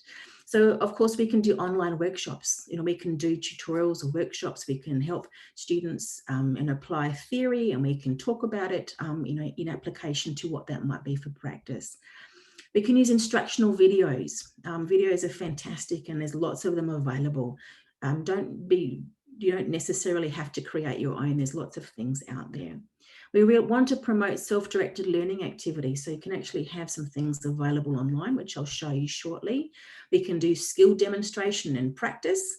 Again, we'll talk about how we might do that. Case scenarios, reviews, problem-based learning. We can do role play, you can do that online. It's a little bit harder, but it is possible. Storytelling, students sharing or other people sharing their stories is so important, and storytelling is really important for midwifery. I can remember stories that midwives told me 20 years ago, and I have taken a lot just from their sharing their story about what to do or what not to do from their experiences. So storytelling is really a really fantastic fundamental way of teaching in midwifery. Looking at how we can develop reflective practice, and so helping students to reflect on their experiences or what they have learnt. Virtual reality is something that is going to be something that you may or may not have access to now, but is certainly something that we're moving to in the future. Simulation, which Liz is going to focus on in her presentation, of course, clinical placement, and then the importance of debriefing, which Liz will also look at in quite a lot of depth. So clinical education and online teaching, and as I've touched on this before, online teaching, it should be accessible, it should be flexible, it needs to be innovative. Let's not just go, okay, well, the lecture's the easiest thing to do. Remember, only less than 10% of what you teach is going to be retained. So we want to be innovative. How can we engage students? How can we make this an authentic learning opportunity for them? Should be interactive. Really get students engaged. We need to scaffold it and be thinking about, well, what are we going to do for a first-year student as opposed to a second, third, or fourth-year student, depending on your curriculum. How can we scaffold their learning so that they're building upon it, and then actually being able to meet those higher level learning opportunities that's in Bloom's taxonomy. It needs to be time sensitive. We don't want to have really long online learning workshops. You can only retain so much in an online capacity, and so maybe shorter sessions and more of them are probably better than having a really long session where people are getting tired. Be really considerate of the retention of learning and the strategies that you use, and provide opportunities, as I said, for authentic learning. We definitely want to be really promoting clinical reasoning and helping students to develop that. And if you haven't already, I would really encourage you to go back and have a look at the webinar from the first series, because I talk about what clinical reasoning and critical thinking is, but we need to develop that in our students. So everything that you would be doing in clinical education is really, think about how you can use a clinical reasoning cycle to guide your teaching. And so, clinical reasoning is a cyclical process by which health professionals, they collect cues, they process the information, they come to an understanding of a problem or a situation, they plan and implement interventions, evaluate outcomes, and reflect on and learn from the process. And this is something that we can embed into our clinical education. We can use different stages of this and then put it all together in a cyclical process to help students to understand why they're doing something the way that they're doing. We're wanting to also develop the critical thinking skills involving higher order and in-depth thinking to really develop that knowledge, looking at situational analysis, or developing problem-solving skills, reflecting on practice, and that is so important, as I've mentioned before. Helping students to identify assumptions and preconceptions, really getting them to think about, developing inquiring minds, to develop reasoning and reasoning skills to be able to then inform clinical judgments and consider context. Again, have a look at the previous webinar related to that. So making it work online, make the most of your technology that you already have, develop your own resources, but also utilize what's already available. You can invite guest speakers. As I said, storytelling about past experiences is so important, especially if students are limited in what they can do at the moment as well. They can draw upon the experiences of those who have that clinical experience if they can't be out them themselves. Use online case scenarios that are self-directed, or a short once-off or longer progressive scenarios. You can facilitate online debates and role plays. You can also have things like online group discussions and student-led clinical scenarios. Again, the student-led clinical scenarios is going to help them retain that knowledge. They have to prepare for it, and therefore they're going to remember it. Think about your assessments. How can you use online formative or summative assessments to focus on a critical thinking or clinical reasoning focus, or applying theory to practice? And it might be in a simulated way, but still, okay, how do we apply what we're learning in terms of theory? What might this mean in the practice context? Again, encouraging your students to think like a midwife.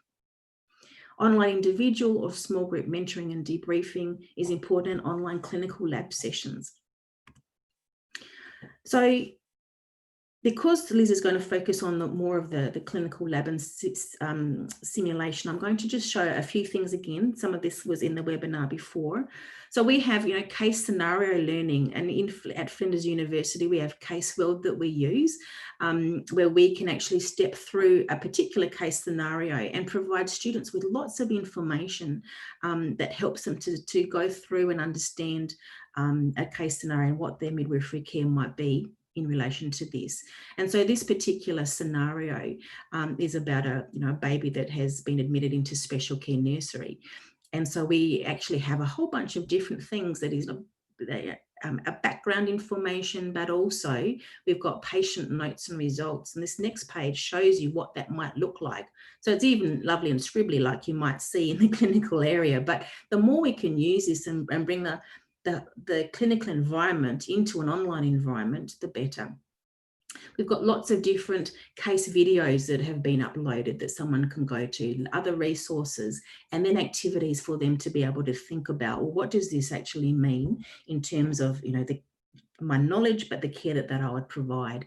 And so, this is something like this case scenario learning is really powerful, and it's a fantastic way of providing good clinical education.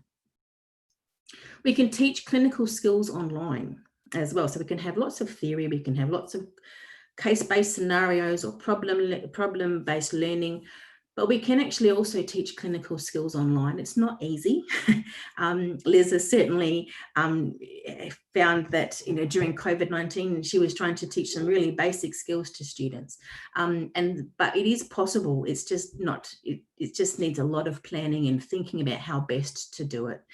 And so, yes, we can look at using instructional videos with critical appraisal and discussion. So you can show them a video and say, okay, so what was done well? What might you do differently?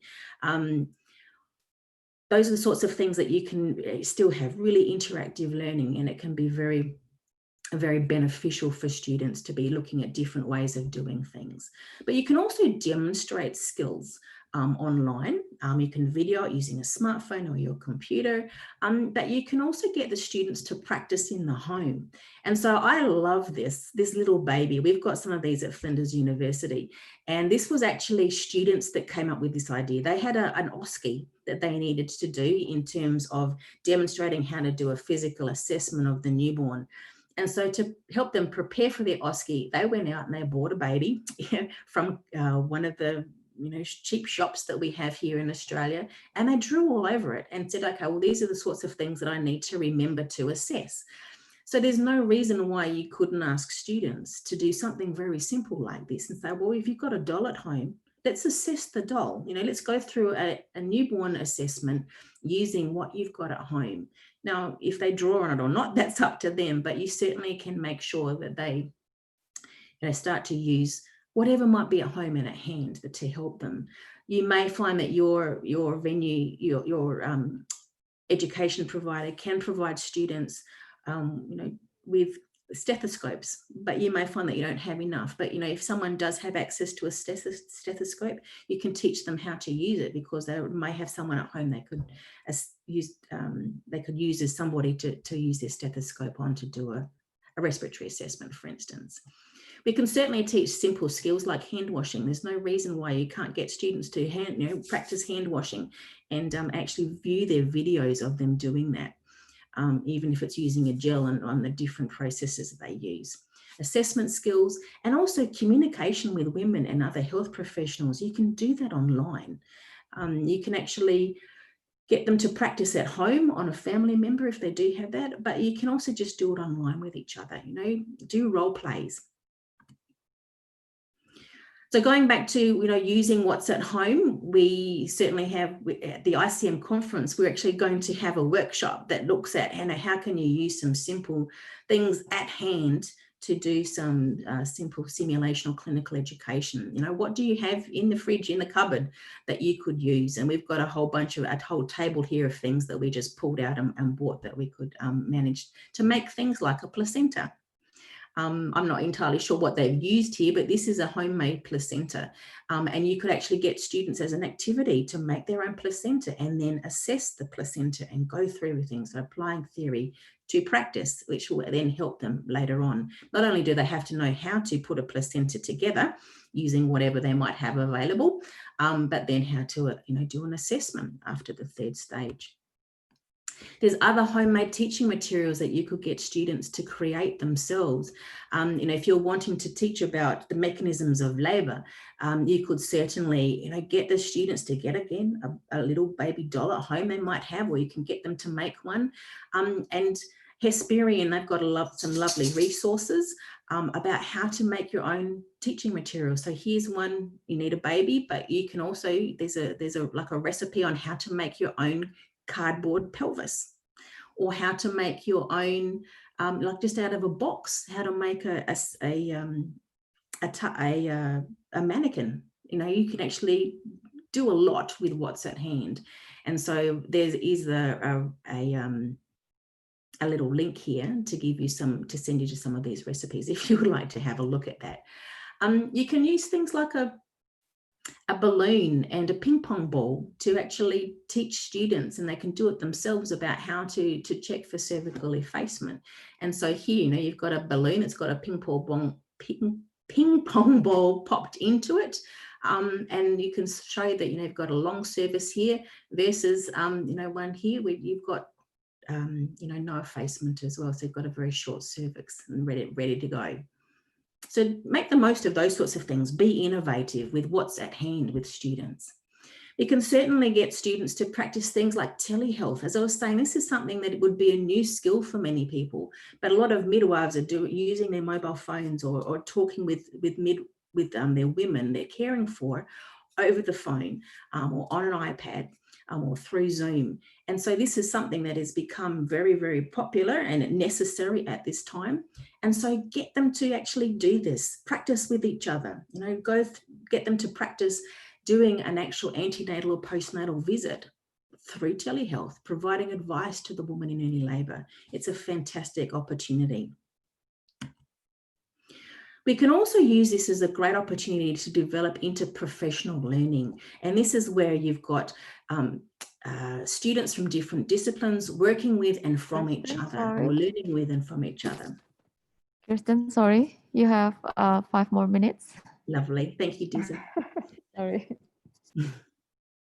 And so with interprofessional learning, we have this at Flinders University, and it's quite tricky. And we've done a lot of face-to-face, but it's really important that we actually do promote this, because if you're getting, for instance, midwifery students and medical students to learn with and from each other, you can improve professional collaboration and communication.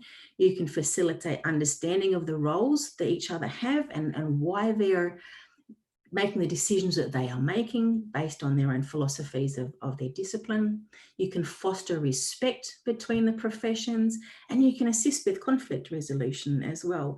And so we can actually do this online, going through different scenarios, for instance, together, using problem-based learning, discussing their different perspectives and their priorities for care and their roles. And this is something you could easily do online. So this is another great opportunity to perhaps think about moving forwards. And then, later when you have more face-to-face teaching, you could have online and face-to-face. You can take the clinical lab to the home, and Liz will talk about this more, when you actually take, pre-record or live stream teaching from your clinical labs from your smartphone or tablet, and then send that out to students for you to then critically analyse. Or you could work through a scenario together where you're in the clinical lab being recorded and students are actually watching you. And as you demonstrate care, you could then ask them, okay, well, what's the next step? What should I be doing? Am I doing this correctly? So you can actually have that interactive nature of taking that clinical lab to the home is something, again, being innovative. Virtual clinical education is something that, we probably will see more of as we move forward. And certainly Flinders University has used Second Life, for instance, before. I've used it myself. And it's something that is great. It can be tricky, and there are certain things that, we need to take into into perspective, it's not, I remember ending up one day walking around on my virtual avatar was walking around in a bucket and I just could not get it out. So it actually is quite tricky, but it is a possibility that you could potentially explore with your education provider or university or polytechnic. And certainly in the future, you know, we probably will have much more virtual reality embedded into programs potentially. So the University of Newcastle has, you know, is at the forefront of virtual reality and midwifery education. So something, and they've definitely are progressing that. So keep an eye out for what possibilities may be out there for you in the future. Clinical placement is something that also is a very important part of clinical education. And so it does certainly have tremendous challenges at the moment, and all of you may be in different spaces in regards to what is possible for your midwifery students. But clinical placement is such an important thing, and we need to advocate for the ability for that to continue, because otherwise we will not have midwives who can graduate to enter the workforce. And so the Australian Government and Department of Health and Department of Education in Australia has actually put out our national principles for the clinical education during the COVID-19 pandemic to be able to provide guidance on this, which is really important because we need to work with industry partners and stakeholders to be able to make this possible still. And so the Australian Government has recognised the need to prioritise clinical education on placement to ensure future workforce, and thinking about all of these different things. You know, how do we make sure students are safe out on placement? How do we ensure that they continue their placements throughout the program? How do we prioritise that? How do we collaborate with industry partners and innovate in making this possible? How do we identify, monitor and manage risks? We certainly do need to have students out there. How can we make the most of them, but how do we manage the risks associated with them being there? Third year, fourth year students can provide tremendous support to a very stressed health service at the moment, but how do we make that possible? So that's something to think about in terms of advocacy. And finally, we need to think about the clinical education and assessment and considerations. We need to still make sure that our graduates are workforce ready, and therefore their clinical and professional skills associated with clinical education opportunities are still assessed. We need to make sure that they're directly linked to learning outcomes and that the requirements and the standards of your curriculum. But we also need to be innovative. We need to be realistic about our current capacities and how are we actually going to assess students to make sure that they're safe in their practice and that their knowledge is appropriate. You know, we need to be flexible, and we need to talk with our regulators about how to make that possible. And certainly here in Australia, there have been some small flexibilities and amendments made to what is required, but that has been in you know, really rigorous discussions. That we still need to make sure that our assessments are appropriate. And finally, just to finish up, I said this last time, that this year is the year of the International Year of the Nurse and Midwife. And it is this year that has really shown in this COVID pandemic just how important midwives are. And that we're so critical to the contribution to global health, and particularly to the health of women and babies. So now more than ever, the world needs skilled midwives to provide woman-centered care and provide leadership in best practice and improving health outcomes. And we as educators, we're needed more than ever to equip them for their task. And so clinical education is such a big thing with there's so many challenges, but so many opportunities. So let's make the most of that and really show the world what we do and how well we do it. Thank you. Excellent. Thank you, Kristen, for your presentation. Sorry for reminding you that. Stop yeah. this share. All right. It's actually a really comprehensive and a very thoughtful one. And according to your presentation, we can draw a couple of important points that we have discussed. That what is the clinical education definition and the priorities and also objective to think again. It is important to think again a couple of recommendations in terms of standards from different midwifery regulators. Also, there are several clinical teaching principles.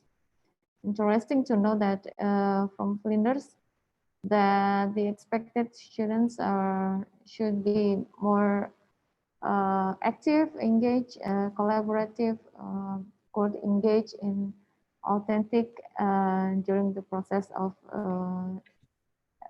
in class and many other things.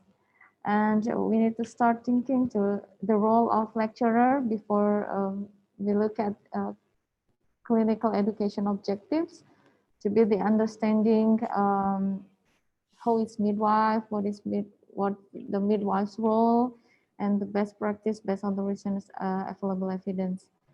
And also to build the critical thinking and clinical reasoning skills, time management, quality improvement, and etc. Be more focused and higher order learning and make sure it meets the expected learning outcomes. Seeing a lot of necessity in doing practice from learning pyramid, from this pyramid as well helps us to see what are we trying to achieve. And the various methods, including PR, simulation, and clinical placement, what things to be considered during teaching clinical education online learning. And also try to bring the cases to be more reality during the online learning. And the interesting one is that slightly different between Indonesia and Australia, that here we are not allowed to let the students practice in a clinical placement, but slightly because our condition is different. And also I underline that the number of cases a bit more flexible there, but here we've got a strict number that should be achieved by students. All right, okay, it's a really great presentation, Kristen. We can then probably continue in our discussion session. Before we move to the last topic, we will have a short break in about 5 to 10 minutes. And the committee will show our profile shortly, particularly in terms of international activities, specifically with Flinders University and AAF program. So please to show the video.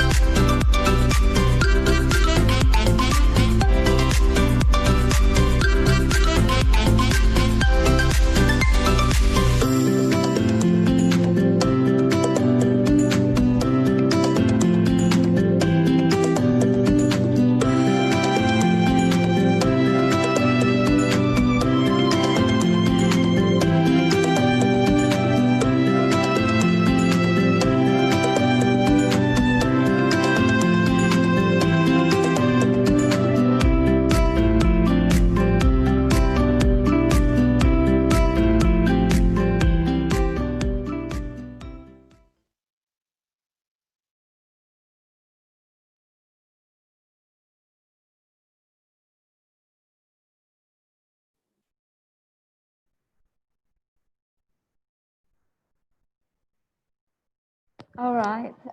Thank you for watching. And now we are moving to the last topic about rearrange simulations in a pandemic, how to plan and implement an effective simulation. It's been mentioned by Christine. Simulation is one method in clinical education that we can consider. Probably we can, hopefully, sorry, we can learn more from Liz about this specific method. So now, yeah, we have Miss Liz McNeil here. Hello, Liz. How are you today? Hey. It is really nice to meet you today. Been quite a while, yeah, or for us having time. I'm very excited to be here again. Yes, such an honor. Thank you for your willingness to share your expertise around simulation method. Before you present your topic, please let me introduce your profile briefly by presenting your CV. All right. Okay. Yes. The current position of Liz McNeil is currently she's a teaching specialist in Midwifery College of Nursing and Health Sciences at Flinders University. Working experiences, it's interesting that she's involved in Australian Red Cross as well. The job of health pandemic mass fit testing. Wow. And also, yes, it's really suitable with our needs today because we're in the middle of the pandemic. Yeah. She's also the member of Australian College of Midwives, Australian and New Zealand Association for Health Professional Educators. And also, this is really significant, she's also the member of Simulation Society in Healthcare. Very significant expert we have today. A lot of publications here, that's only the recent publications she has. We can see here that she's really concerned, especially in the method, clinical method, clinical education method, also together with Kristen Graham as well. So yeah, to save time, I welcome you to present your presentation. You have 40 minutes start from now. So yeah, time is yours. Thank you very much. I will share the right screen. That will help. Yeah. And set my timer going. All right. I can remind you. That's right. It's on the corner there. Can you, all right. Can you see my screen, or is it still? Yes, I can see it. You can see it? Excellent. Yes, yeah. Trouble with too many screens to look at. Selamat pagi. Yeah. Selamat pagi. Selamat siang, actually. Selamat siang. No, sorry. Time zone. Okay. Great. Thank you very much for inviting me. I feel extremely honoured to be able to share one of my passion areas. And as a lot of my colleagues who kind of like been with me over the last few years will know that I get very excited about simulation. And I get very excited about how we can put the fun back into education, because I'm a firm believer that if students, whether they be undergraduate, postgraduate or clinicians, if they can have an element of fun, they feel safe, and they're also going to learn and engage more, and therefore hopefully be able to retain more information. Oh, wrong button. So Diz has already introduced me. So my Twitter handle is up there as well. I'm not overly active, but I'm trying to get more active, and it's a great way to share information. With the hashtags, there's especially simulation as a hashtag, midwifery as a hashtag. There's a lot of conversations that you can learn, and especially during this pandemic, I have been following a lot of doctors, midwives and educationalists who have been in England, in Spain, in Italy, in America, looking at how they've coped with the pandemic, and also academics as well. And that's been a really eye-opener, because looking at the figures as of this morning for us, you have about 10 times as many cases documented as what we do of COVID, in both positive tests, but also unfortunately in deaths. So when we're looking at the experience, whilst we are quite lucky, we don't have a lot of the same experience. So we're doing a lot more academic stuff than, especially in South Australia, than what some of the other countries are doing. So it's good to learn from those countries from the ground, really, and see what it is affecting and how it is affecting the staff and also students. And it's a very good timing for this week, because this week is kind of simulation week. So every year in September, there's a simulation week. So all the social media platforms, we try and share what we're doing.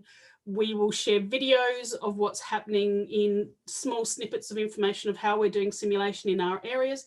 It's another great way to learn what other people are doing, but also to showcase what you're doing. And that's something that Kristen just said, we have to learn from each other. We can stay within our insular little worlds, which are good, but we're kind of going to be constantly reinventing the wheel. Whereas if we talk to other people, we may find that they have solved a problem that we keep having, or they may talk about something and we go, okay, so we can't do it exactly the same, but if we change this and change this, that may make ours work as well. So that sharing of knowledge is so critical, which is why we're here today, which is why you're here today as well. So this talk is going to go through three main themes. So it's going to go through some simulation terminology and methodology. It's going to look at designing and evaluating simulations and how it is so important that it starts and ends with the learning outcomes. And we're going to talk about some on and off campus simulation options that you may or may not be able to use, or you may be able to start brainstorming other ways of doing it. Simulation as a teaching methodology has been around for centuries. It is not something new. What is new is not necessarily the way that we do it, but how we do it with the technology or with the tools that we do. So these are three really cool pictures. So the big placenta was at the Australian College of Midwifery conference last year, and this is knitted by multiple people, and it was about 7 feet high. So I could walk underneath it without touching my head. It was absolutely massive, but they'd done the veins, they had done kind of like everything that was really cool. The other two are pictures taken when I visited Italy. In Bologna, there is an obstetric museum. Now, the top one is a coloured terracotta model, and the bottom picture is wax models. Now, all of these models and all of these drawings were actually done in about 1750. So they're quite old. And there's evidence in France of terracotta models, midwifery knitted models, going back until I think the 14th century. So using tools to teach has been a long time. I was standing in front of a model which was a glass uterus sitting in a leather pelvis. And I realized, and I kind of basically broke down into tears, because what I realized was when I read the description of what they did with this glass uterus, which is the size of a 9-month uterus, they'd take the top off, they would put a model baby in there, and they would train obstetricians and midwives in 1750 the position of the baby. And then they would blindfold the student, and then they would change the position of the baby. And then they had to go up and do a vaginal examination and work out what position that baby was in by the sutures. And I kind of like got really emotional, because 2 weeks beforehand, I was doing something very similar with first-year students in doing abdominal assessments, where they used high-tech, kind of more high-tech models, and they did the abdominal assessments, and then I blindfolded them, and then their partner changed the position of the baby, so they had to guess. So our technique per se hasn't really changed, but what we use has changed. And that was really kind of an amazing moment to know we're connected to the people of the past who use simulation as teaching. As with every tool, there's advantages and disadvantages. So the advantages are that when done well, simulation is a safe place for students to make mistakes. And in a safe place, students should never be growled at or shouted at, but it should be discussed on what they were thinking and why things went wrong. With designing of simulation, it can be taken anywhere. And with increasing technology in virtual simulation, in 5 years' time, we are going to be seeing a very different climate of what's available to us. And especially as the haptics, so the gloves that are coming into a lot of games, as they get better and more refined, we're going to be able to connect them to programs that allow for that dexterity to practice. So students will be able to download onto a phone. You'll have something like the DS and the Wii models that you can kind of work out where your hands are, and then you can actually practice that at home, get those, work through a scenario. So combination of something static, but also doing clinical skills in as well. Some of the disadvantages for simulation is that people want to do too much and it's just not possible. People want to train for a whole PPH scenario, but they need to do it 3 times. They've got an hour to do it and they don't include the time it takes to debrief, plus the time it takes to reset, get it ready for the next group, and then looking at setting it up, consumables, and then getting the next group going. So having an understanding of how to build a scenario is really important. So the hardest work on doing simulation is the preparation work for the academics and getting it designed and not being prepared. So it's really important, I'm going to talk about this soon, is that you need to look at that scaffolding, that spiral design. So today, it's almost like a funnel with information. We've had the broader context, we've kind of gone down more, and now we're using all of that information to look at one specific methodology of teaching. Yet within that methodology of simulation, there are multiple methods that you can do, from desktop simulation right up until high technology and everything in between. So the key element for successful simulation scenario is planning the learning outcomes. So 2020, nobody predicted that we were going to have what we had. And it's interesting, with my past work doing mask fit testing for pandemics, that was in when bird flu came out and then also when swine flu came out. So we did have some ideas, but all the ideas were like, oh, we're going to contain it, it won't get bad. Well, we knew swine flu kind of like proved that out, but we never got on to the next level.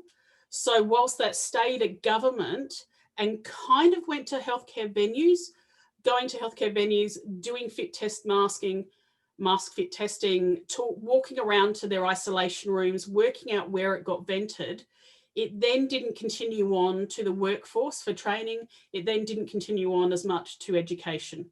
So we've had to react awfully fast. And also we've done about a 10-year increase from going to normal face-to-face to online teaching as well. So some topics we're teaching online for a while, others weren't. So it's been a mad learning process for everyone. There are some advantages and disadvantages that have come for that. Our government has decreed a 1 person per 2 square metre regulation, which means our class sizes have effectively gone into half.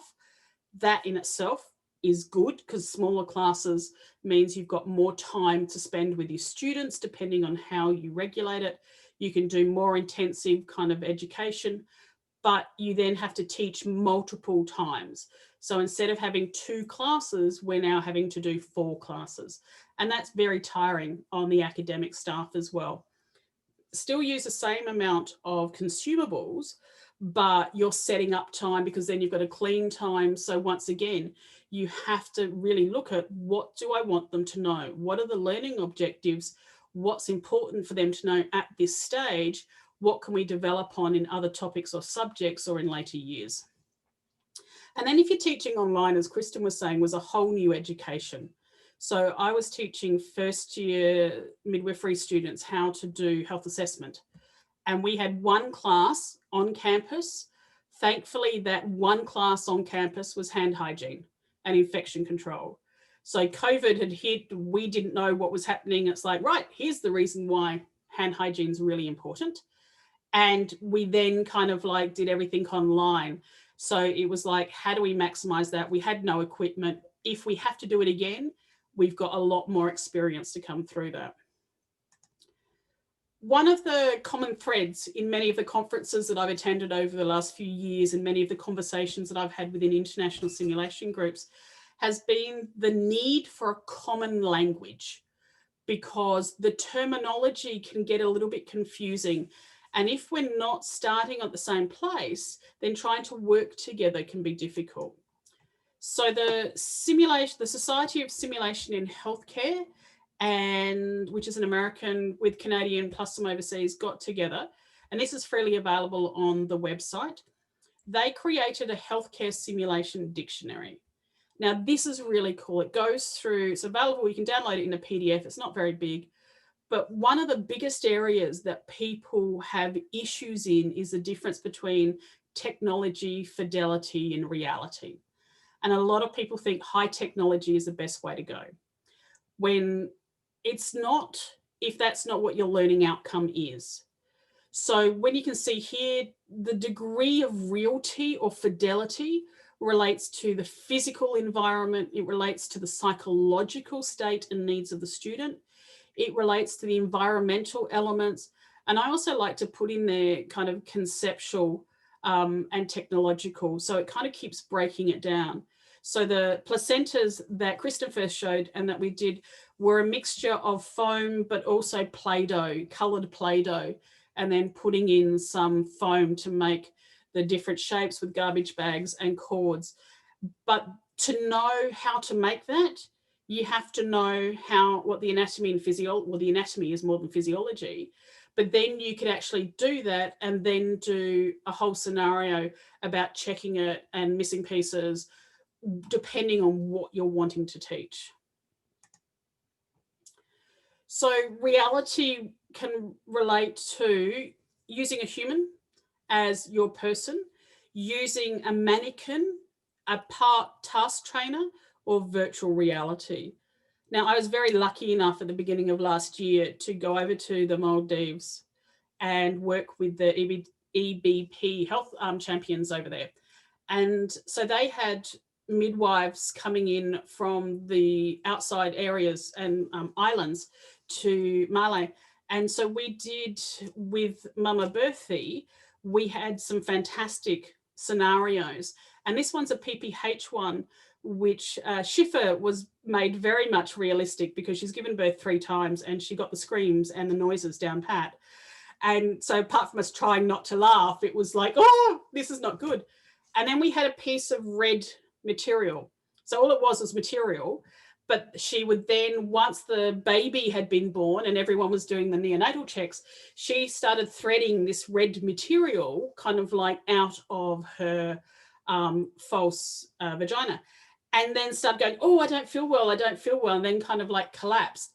And then she kept feeding this red material through. So they ended up with this large pool of blood on the floor, but it was just material. It looked red, so it kind of like gave that visual cue, but it wasn't messy to clean up and it was easy to store.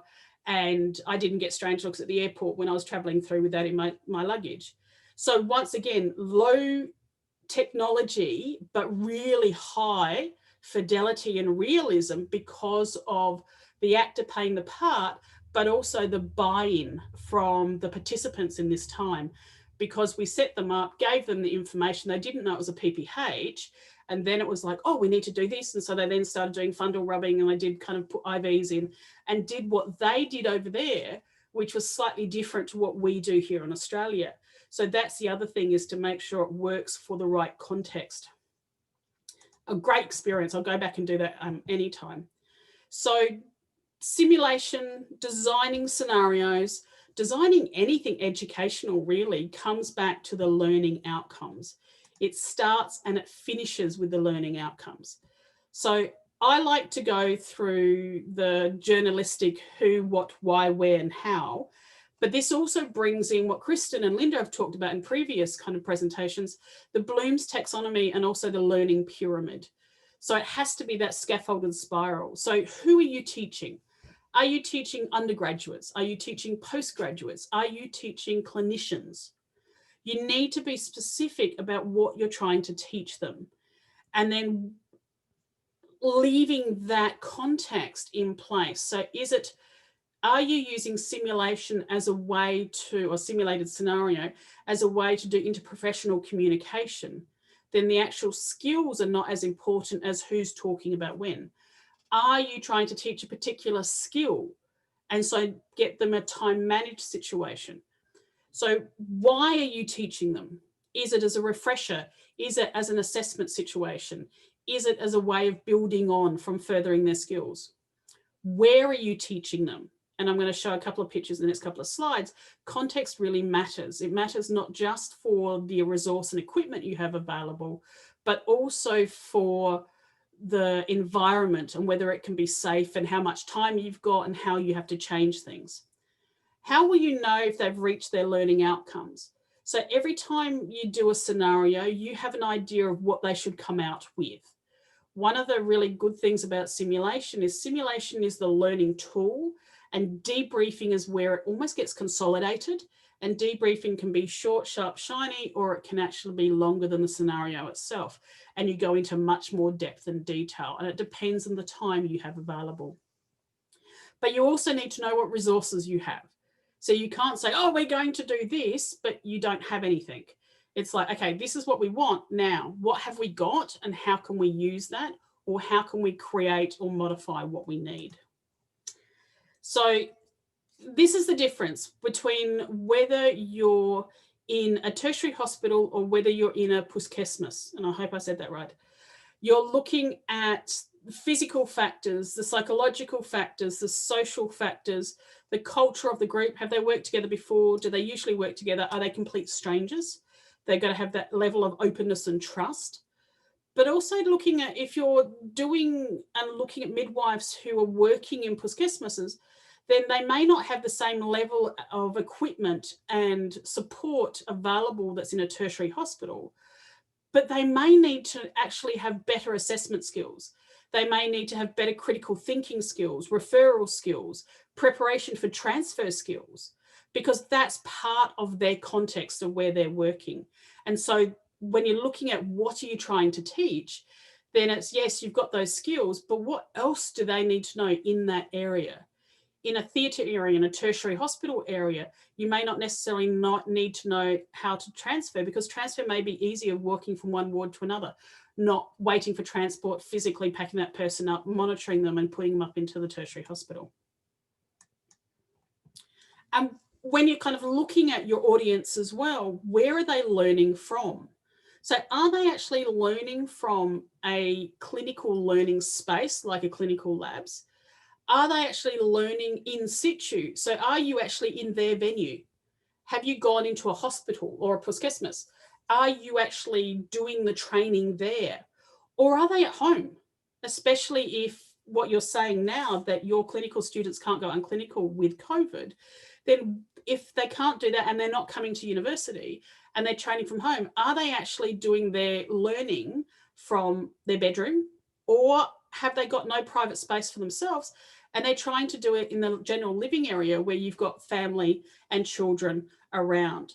And so you're trying to look at where are most of your participants and how do you modify then how you're going to teach them. And it's also really important for engagement.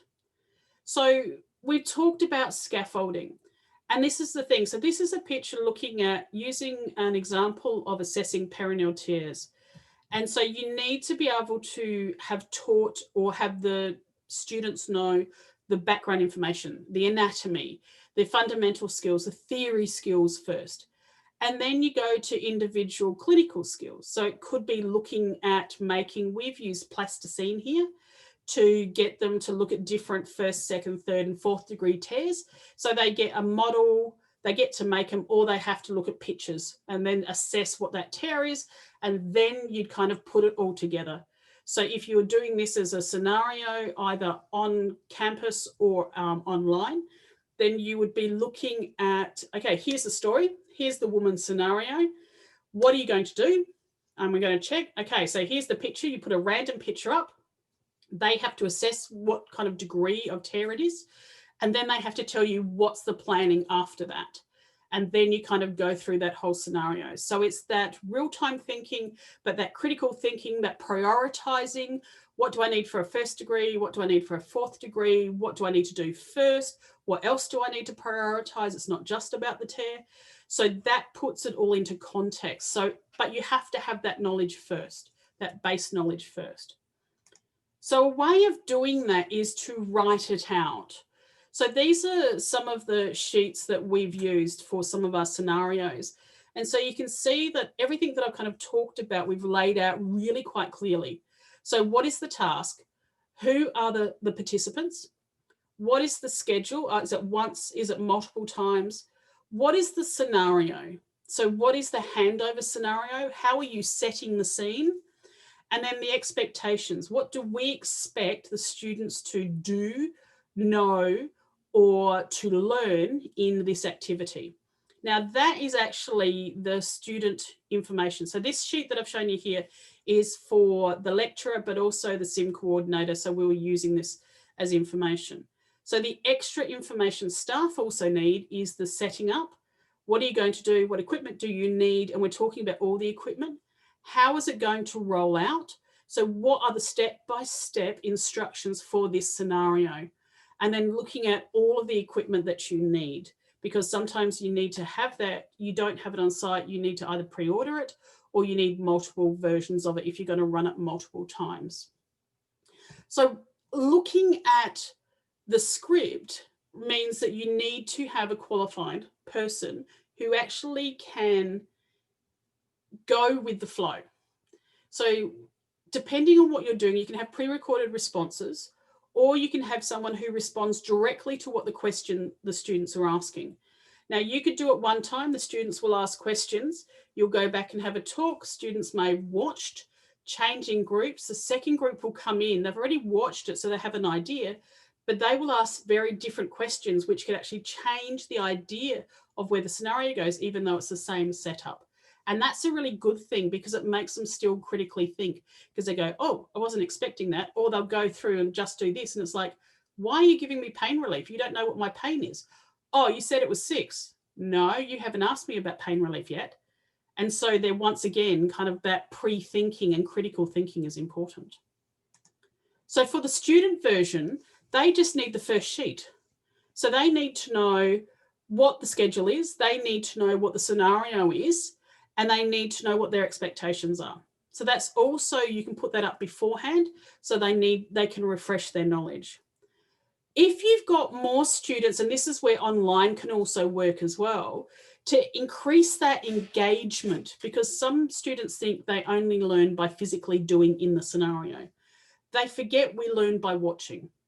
So if you give them something that they have to watch in particular, then they're going to pay attention more often.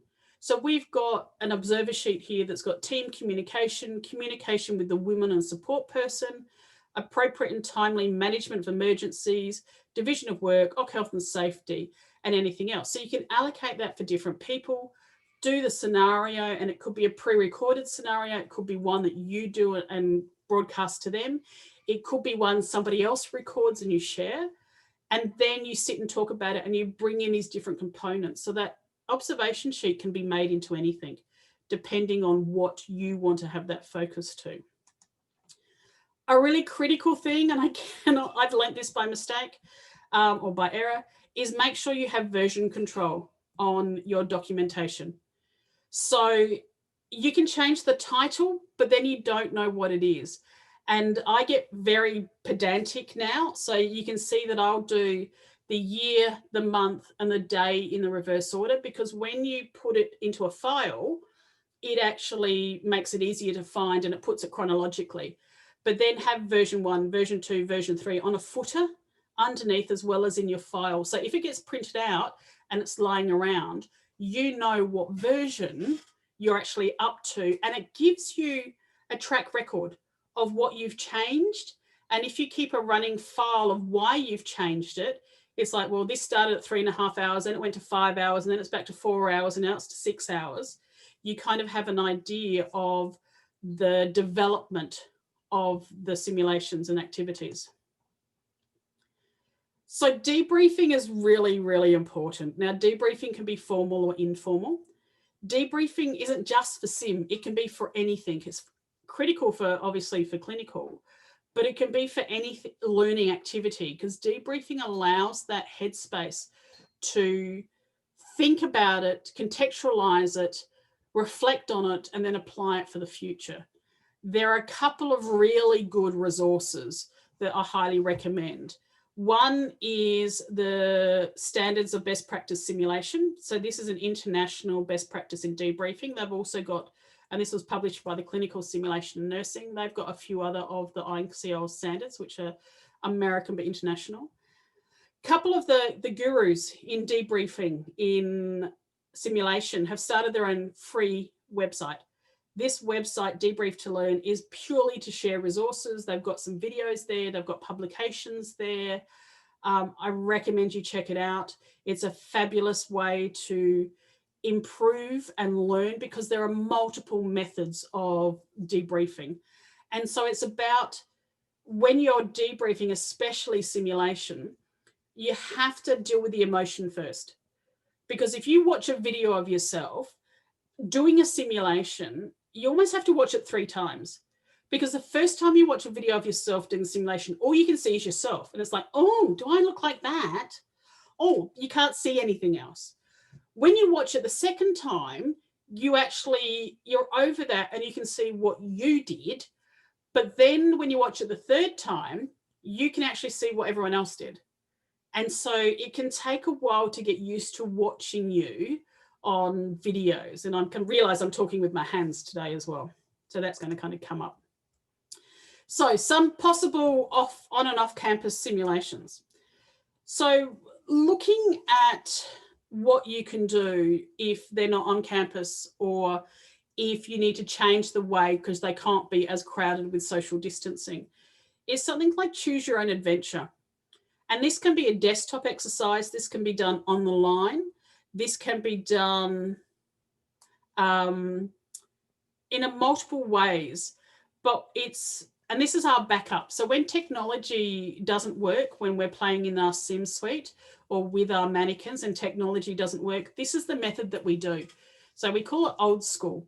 So the students will sit there, they can have a mannequin that's not working, they can have a picture of a baby on their pillowcase with a picture drawn, or even a piece of paper with a baby there. And it'll be like, okay, so go through the actions and do what you would do, but talk out aloud about what you're doing. But also, if you want information, you have to ask for it. So, okay, we're going to do an assessment of a baby, neonatal assessment. Okay, I'm going to do the OBS. What are the OBS? Please be more specific. What's the heart rate? And you give them the heart rate. If they don't ask for something specific, they don't get that information. And as a staff member, you can actually write down what information you've given, or you can have it as a checklist and then just tick off the information they've asked. And it ends up, you can see with that kind of branch animation picture there, you can start off one place, and depending on what they do, you can end up somewhere very different. So you either let them go and then debrief, go, okay, I noticed at this stage you did this. Can you tell me why? What was your thinking at that stage? And then they'll sit there and go, oh, well, I saw the heart rate was down here, and so I knew I had to start this. And then you go, okay, so I can see where you work there. However, in this scenario, this is what you were meant to do, and this is the reasoning why. So it helps with critical thinking, with assessment skills, with prioritizing observation, planning, professional communication, and articulation of medical terminology. So something that seems quite simple, needs a lot of planning for us, but can also be something that students can get into. You can have them in groups. And so you can go, okay, we're going to do part 1, part 2, part 3. And okay, part 1, group 1, what do you want to know? What are you doing now? Okay, stop. Group 2, and it's almost like a tag team event to do the scenario. As Kristen mentioned, you can film your own scenario. So if we were to do lockdown again, because when we did lockdown in March, we didn't know what was happening. People were frightened. People were losing jobs. School was not there. A lot of the students were trying to educate their children at home at the same time. They, like the rest of the world, kind of like quite nervous. So attention span was very different. But now with a little bit of time, we kind of know what the state of play is. That instead of telling students, this is what your homework is, I want you to go and find the pulses on everyone in the house that you're living with. Okay, I want you to go find the carotid pulses. I want you to find the radial pulses. I want you to try and find the pedal pulses. And if you know them really well and you're married to them, I want you to find the femoral pulse. So you kind of sit there and try the differences on adults and children and do that learning skill. So doing that different now would be going, okay, I want you to do that, but I want you to do that abdominal assessment or that chest assessment with or without stethoscope, depending on what they have, but I want you to film it and talk it through and give me the rationales for doing it. Or as if you were doing it with a woman. And we had midwifery students practicing on their husbands with a pillow underneath his shirt to give the idea that he was pregnant. So a couple of the things that are really important, if you're going to do that, it does depend on your internet access. It does depend on the file size. So get the students to record in standard definition, not high definition. Also make sure that if they can compress it, that works really well. And there's some free compression softwares. The thing to take into consideration, if you're going to do that as an assessment, then it takes time to download or to watch, depending on your learning management system. But it's actually quite easy for staff to sit and watch a 5-minute video and then have a marking rubric and mark that off and send that back. But you also have to take in consideration in your marking rubric what you're marking and the way that they're doing it. And I'm aware I've got 5 minutes left. The other thing to do is the goobers. Now, these are fun. These are pictures that have been laminated and get stuck on the whiteboard. So if you have students that you can't come to campus, you could send out, make up some master files, or they can create their own, print their own out, and they can use them on a desktop or on a board or on a sheet and create their own scenario of, here's mum, she's come in with her husband, and then we've got the midwife who asked these questions, and this is what the scenario is here, and this is what's happening, her blood pressure's got to here, and here are the medications that we need. So we call these goobers, and this is from the Urban Dictionary. And a goober is a silly, light-hearted person, always easy to poke fun at, but without meaning them harm. So you can call them whatever you like, but they're a good way of doing simulation if you can't actually physically do it. And it's a nice way of still doing that critical thinking, that prioritizing. And if you do it real time, you can't do the next step until I'm giving the oxytocin. It's going to take me 5 minutes to draw it up, to get it checked and to give it. And so you can't do anything else because that one person is doing that. That can help with time management as well. This is our fabulous blue boy. So this was, even though it's a pediatric scenario, it was a balloon as a head with a face on it, just a baby's jumpsuit stuffed with padding. And we had the respiratory assessment. So this had pneumonia, and we used the breath sounds on an iPhone. And so you could do the same thing. You could have a baby, you could actually modify it and have a mother coming in with a baby who's grunting, and you actually have the breath sounds on the iPhone. There's an awful lot of sounds that you can use from the web that can help make that a little bit more realism in the scenario, even if you're not using a real person or you're using a doll because it is low resource or they're doing it at home. You can add that, or this is what I heard, this is what I've done, this is the reason why I've done that type of treatment. with all simulation, the most critical thing is the evaluation. And that's looking at not just the students, but the staff as well.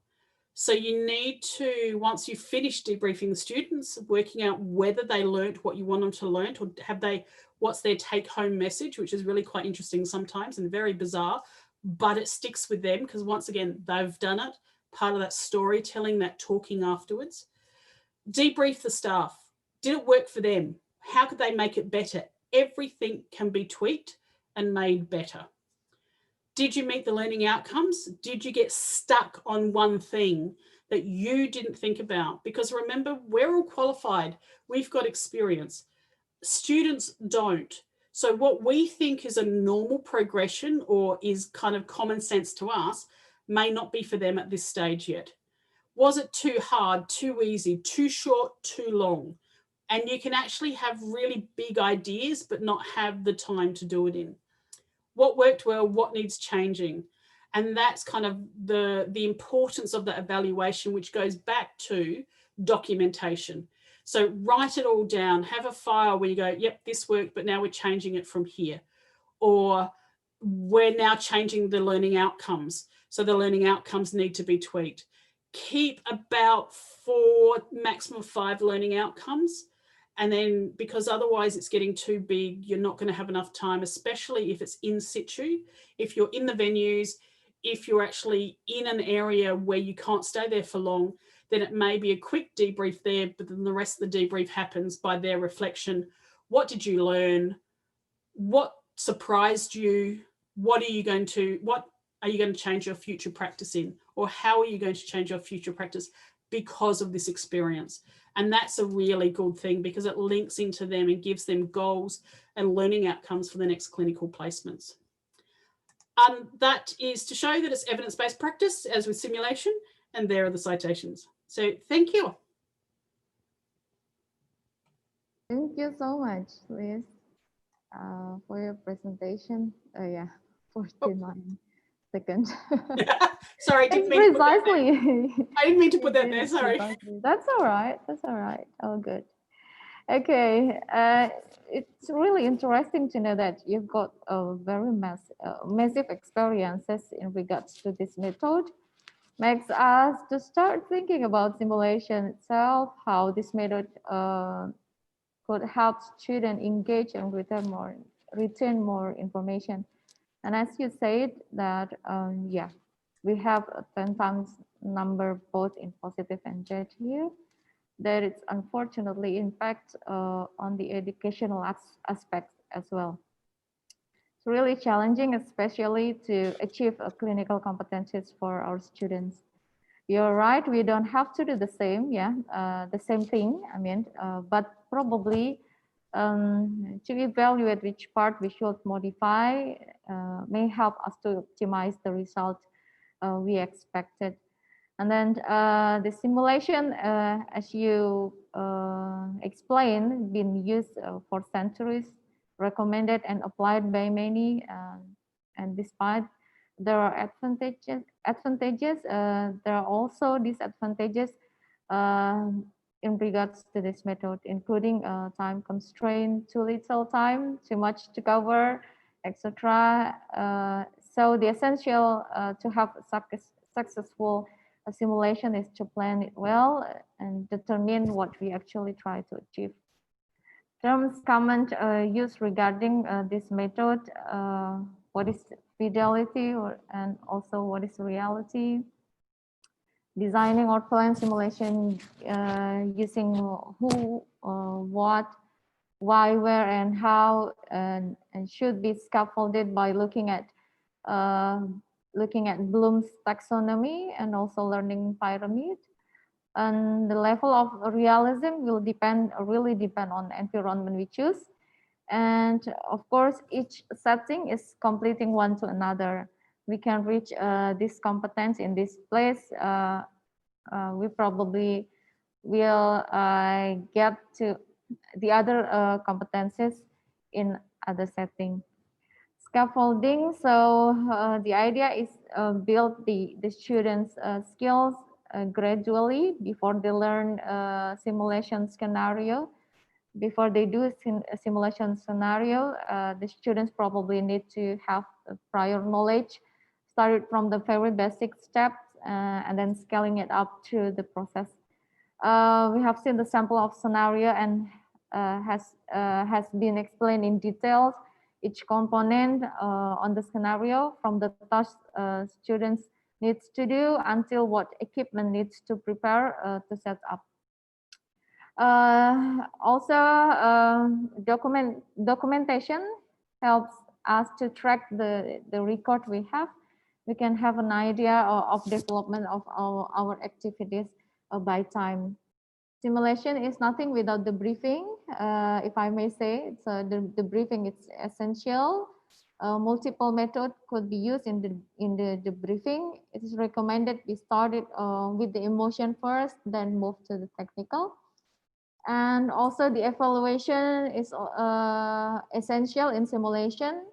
We can evaluate start from the staff, the achievement of expected learning outcome, what is good, and probably area to improve. Yes, thank you so much, Liz. It's a really comprehensive presentation, and I thank you to all speakers for your presentation. It is certainly very useful and very significant to us all. Okay, so now we're moving to the discussion session. But before I read the question from our audiences, I welcome to special guests.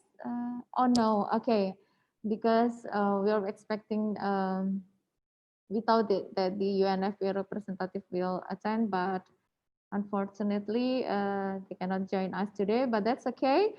Yeah, well, as I get the information from the team, it is surprisingly that we have many questions here, and we will only choose the question that only topic related will be discussed and probably will be answered. And my colleagues has helped me to sort the question. So the first questions come from, right. Okay.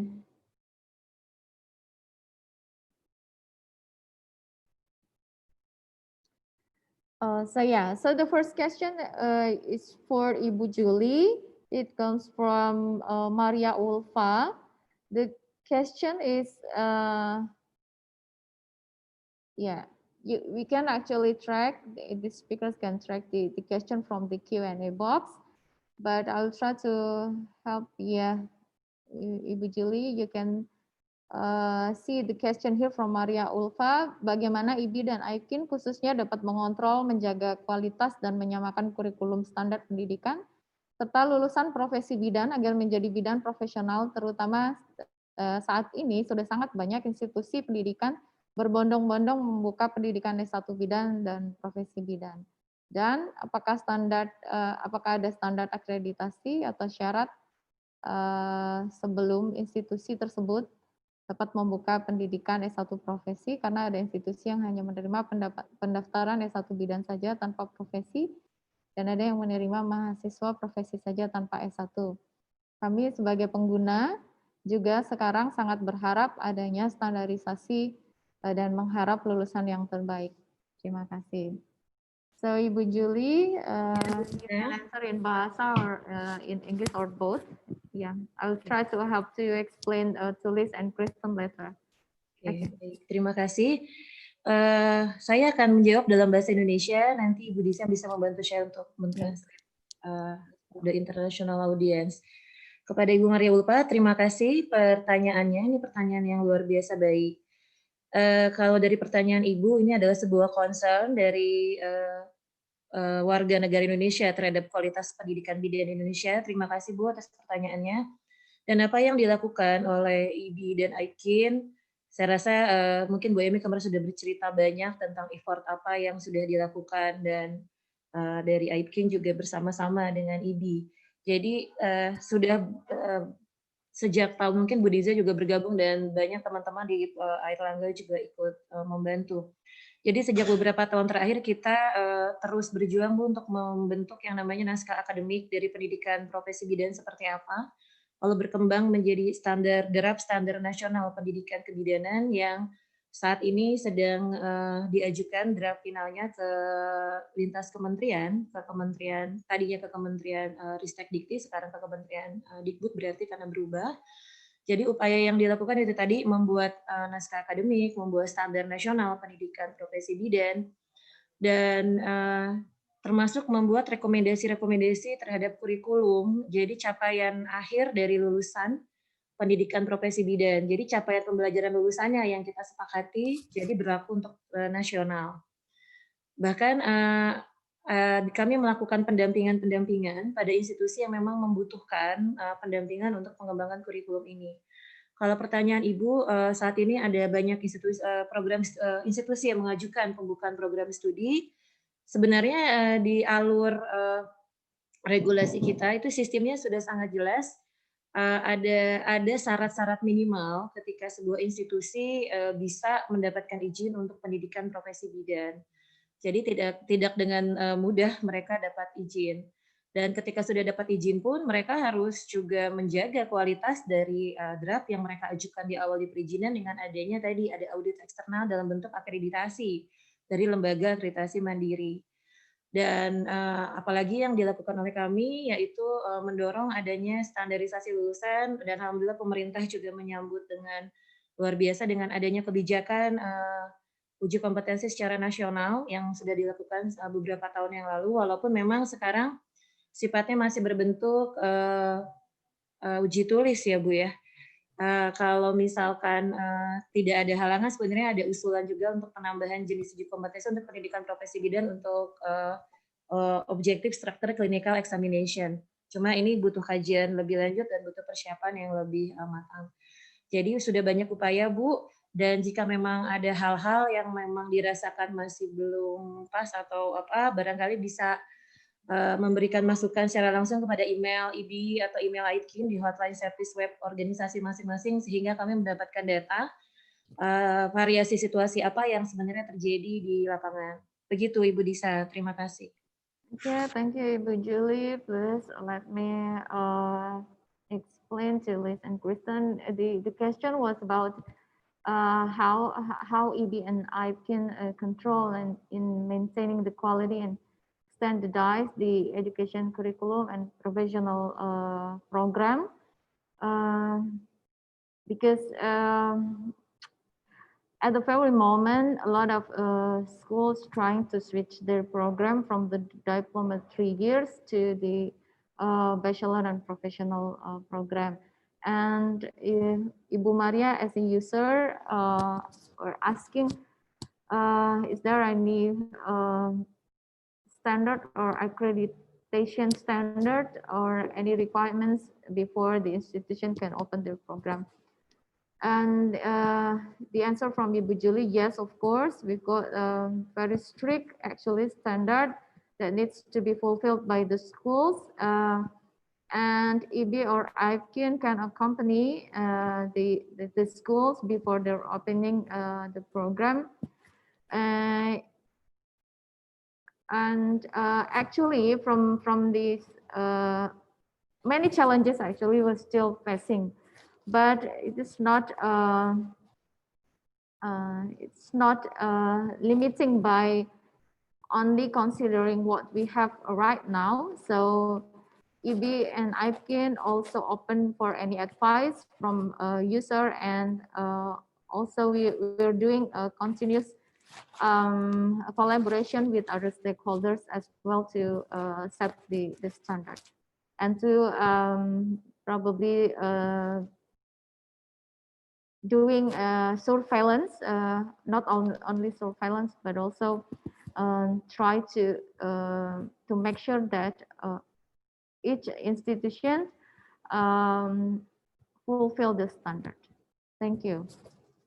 So, okay, that's the first question for Ibu Julie. And then the next question, probably for Kristen. We've got a question from Dian Herawati here. Kristen, are you with me? I'm here. Yes. Okay. So yeah, hello, my name is Dian from Yogyakarta. I want to ask Miss Kristen, you said that midwife is a busy person, and I agree with you. So what about the implementation of preceptor mentorship in Australia? Because I think to become a mentor and preceptor for junior or midwifery students need or spend time to be good engaged. Yeah, hopefully we can get the explanation about your experience there. Thank you. Certainly, I think mentorship is a very important aspect of midwifery, and here in Australia, a lot of different universities have different ways of helping to facilitate students' clinical educational learning. So here in South Australia, we have a number of different models to support students whilst out on placement. And I wouldn't say they're necessarily being mentored because it's a little bit more ad hoc. We have facilitators who will work with the students whilst they're on placement. They'll help them, they'll support them to arrange their placements and shifts, but they will also spend time with them in helping them to debrief about their experiences and then apply theory to practice and look at their documentation and do their assessments as well whilst they're out on placement. But there are some students who will actually find a mentor, so a midwife that they have worked a lot with, it's not really necessarily something that we've put into place for them. It's more something that they've linked in with another midwife who they've worked with a lot, who then provides them with an informal mentorship. And that's something that we over the years have thought about, or how could we actually get every student to have a mentor? But one of the problems is that midwives are part-time, students are at different levels. There's a lot of students and not enough midwives for everybody to have a one-on-one mentor, and so it's really tricky. But if you can sort of, I think, work with, like I always encourage students to, if you really find that you're working with a midwife who's really helpful and they're engaged, well then ask them if they can be your mentor, and then that relationship can, you know, develop not only throughout their program, but even when they become a junior midwife entering the workforce, they have somebody they can go to talk about things, to learn about, or get their opinions about different things that have happened. For me, I had a mentor when I was actually training, and it was wonderful. But we have so many, I only had 5 of us in our course. So it was very easy. When you've got hundreds of students in your course, it's not quite so easy to be able to manage that. But certainly encouraging students to do that is important, but having a more structured facilitation process in place is also important. Having both available would be lovely. Okay, thank you, Kristen, for your answer. And then we're moving to question for Liz. Yeah, this is question from Febi Puji Utami. Hi Liz, I'm Febi. I'm asking about the simulation procedure in the lab. Is there any number limitation for students could get into the labs? And also care for phantom or mannequin. Do you have any example? Would you please explain? Sorry, thank you. Sorry, just clarify that second question. Explain about mannequins. Yes, and how to do probably care for the mannequins. Is there any specific care we need to do? Angie's presentation in 2 weeks' time is going to go into probably more detail from her background perspective on the logistics of how they worked out how many numbers. And she was amazing. They actually physically measured the space so that we knew this is how many square meters we had. And therefore, at one stage, we were 1 student to 4 square meters. So that really reduced our class sizes. And then it's gone to 1 meter, 1 student for 2 meters now. So in our different classes, we have different size rooms. So it's very much the physical space that is now dictating how many students we can have in the room. Whereas we used to kind of crowd 5 people around a bed space, now we can have 3. Because when you look at that physical space, you can have, and the distance of still keeping 1.5 meters away from each other as much as possible, then you've got one person on either end of the bed and one person at the foot of the bed. So that has changed how we do things. And it's even with doing clinical skills and doing blood pressures and assessments, we do all the talking standing away from each other, and then we'll pair up people. And so we'll try and minimize the kind of contact. There's lots of hand hygiene. We don't wear masks, but that's an option that we have for the future. So the number of students is very much, we are currently in our biggest space, can do 1 person to 13 students in our biggest midwifery lab. In our smaller room that we use for simulation in the sim suite, we can do 1 teacher to 5 students in that physical space. For the mannequins, it depends on what type of mannequin it is. And the really high technology mannequins, we actually get technicians in from outside to come and do a full service on them once a year, because of all the electronics and the wiring and the plumbing and everything that is involved. We do have issues. We haven't, not so much with midwifery students, but we have had with other students that they'll go in with their pens, and so they'll accidentally mark the skin of the mannequins, or they'll have long fingernails and they can tear the skin of the mannequins, and that's expensive to replace. So we try and use kind of only the pens for the documentation, and we laminate all of our paperwork so we can use marker pens on it and then use alcohol to clean it off. So we save paper, but we can also then recycle that paper as well. Soap and water, a special type of soap. You can't use petroleum soap. Angie's probably going to give you more information about that. But the biggest tip is to remind the students to treat all of the mannequins as if they were a woman. And that is fingernails, kind of like rings, jewelry, all go off, have to be as if a clinical, but to be kind and be truthful of them, and to watch their body positioning as well. So if you get them into that mindset, the mannequins are real, treat them as a real woman, then you're going to reduce some of the damage to it as well. But yeah, Angie will be able to give you more information because that's what she does. Okay, thank you, Liz. Mungkin untuk lebih jelasnya pertanyaan Ibu Feby terkait ini bisa dijawab lebih lengkap ya. Untuk yang seri ketiga di tanggal 30 akan dijelaskan oleh Angie, pembicara kita yang akan datang, lebih lengkap lagi tentang seperti apa pemeliharaan standar di lab, tentang berapa meter, karena tentunya itu akan tergantung ya situasi labnya seperti apa, kondisi di setiap institusi bagaimana. Tapi ada beberapa aturan-aturan yang sifatnya prinsip yang mungkin akan bisa dijelaskan mendatang.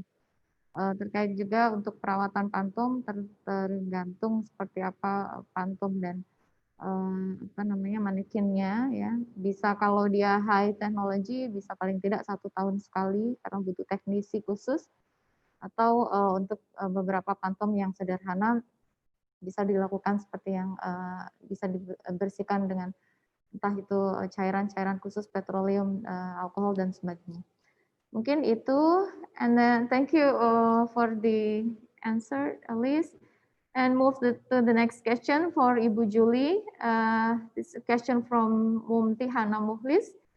Based on ICM standard education and midwifery education globally, midwifery education in Indonesia seems different, such as requiring longer duration, 5 years, as well as the separation between theory and clinical practice. Should you explain what the reasons? Okay, Ibu Julie. Baik, terima kasih pertanyaannya Ibu Mumtihana Muhlis. Bahasa Indonesia lagi Ibu Diza ya? Ya, boleh. Oke, untuk pertanyaan ini memang yang memang juga jadi pemikiran kami ketika melihat komparasi standar ICM dengan apa yang terjadi di Indonesia. Tapi yang pertama adalah mengapa lebih lama, karena itu tertuang dalam dokumen formal kebijakan standar nasional pendidikan tinggi di Indonesia, dan ketika dia menjadi kebijakan nasional, kami yakin akan ada kajian mendalam dari lintas program studi dan profesi karena kebijakan ini berlaku bukan hanya untuk pendidikan bidan. Jadi lama minimum dan lama maksimum itu berlaku untuk semua program studi yang ada di Indonesia.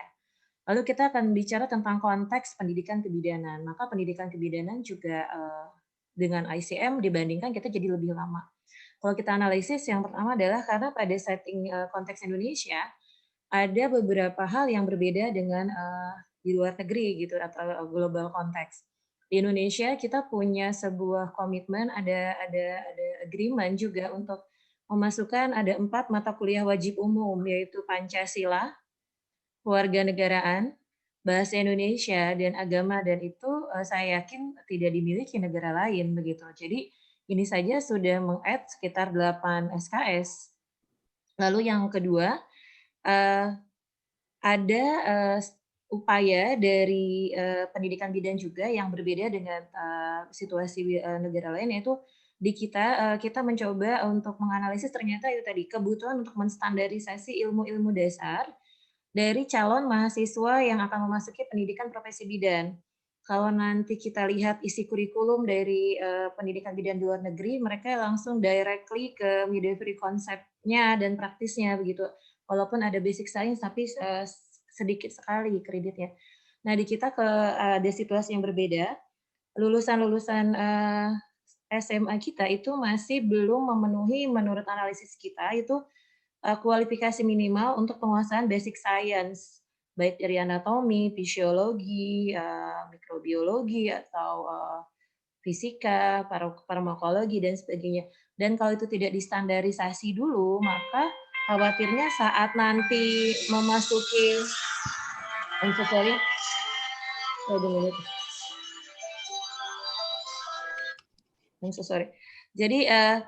Jadi upaya untuk melakukan standarisasi dari basic standar itulah yang akhirnya juga setelah dipetakan itu membutuhkan sekian SKS, sehingga otomatis dengan additional Indonesia konteks yang lain, maka ini juga jumlah SKS-nya lebih panjang begitu.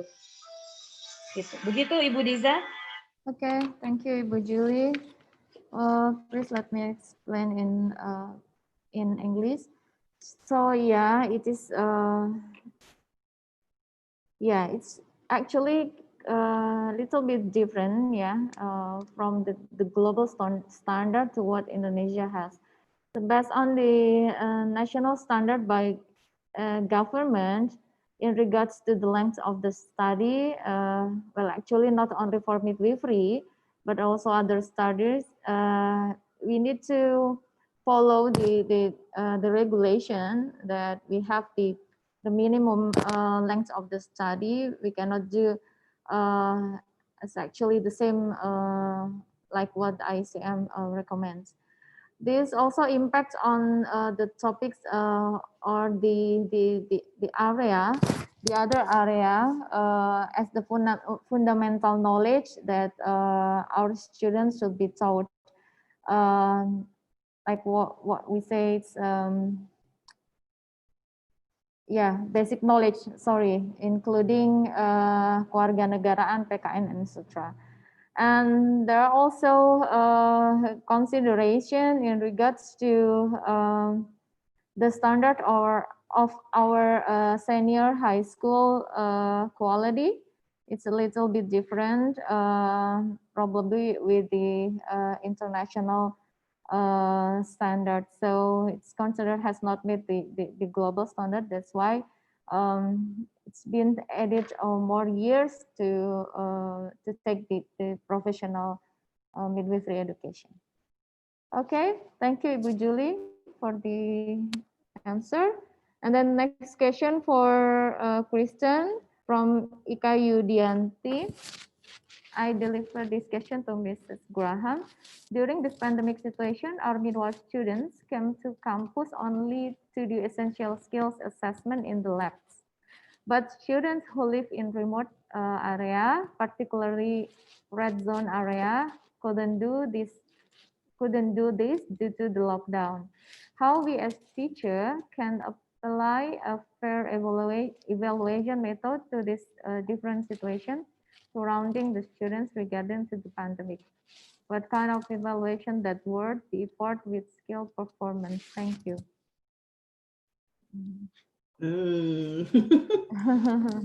That's a very good question, and I would love to say I know the answer. Okay. Well, one of the issues is equity there, because when you have an assessment, it should be equitable for all students. And so if you had everybody off campus and they were all doing their assessment off campus and you were changing the way they did it, that would be fair. But if you've got some who are coming onto campus and doing their assessment and they have everything that they need to be able to do that properly, and others who are not able to because they're in a red zone and they're having a different assessment, there's the equity's missing there in the assessment. And so it really is a way of, is there another way that they could potentially go to a local PUSCESMAS and have the access to the same sort of clinical lab spaces, the same equipment that you could then have videoed, so it's as similar as possible. But of course, then you have the issue of safety. And so if you've got, do you want a student to be coming into a PUSCESMAS where there could potentially be people who are being cared for who are infected with COVID? So there's a lot of things that would need to be considered as to how you undertake that assessment. I know, Liz, Julie, if you've got any ideas, please feel welcome to chime in on this, because that's not an easy thing, and it takes a lot of discussion and planning and thought about what might be fair. And if you delay assessments, or if there's lots of things to consider. And I wish I had a perfect answer, but I don't. So Liz, Ibu, Julie, do you have any ideas on that one? Yeah. I can't add anything more than what you've really done. It's Okay. unless, because I don't know what the restriction is in your red zones. If you have somebody who, and once again, it depends on the level of danger within the red zones, the level of risk, but it may not be a regular staff member, but it could be somebody that has got the level of qualifications who could do the assessment for you with instructions, or be there to help video it so the person still doing the assessment is back on campus. But it's, once again, I think that with any of that, you've got to go back to the learning outcomes. What are you wanting to assess? What's important to assess at that time? What's important to assess in the next month, and what can actually be delayed without jeopardizing the women's safety when they do go out into clinical again. Because, I mean, you don't know when the zones are going to be no longer red. So it's how long's a piece of string? Is it 1 week? Is it going to be 6 months before? And so it's a big consideration that you can only do, we can try this and then we can try that.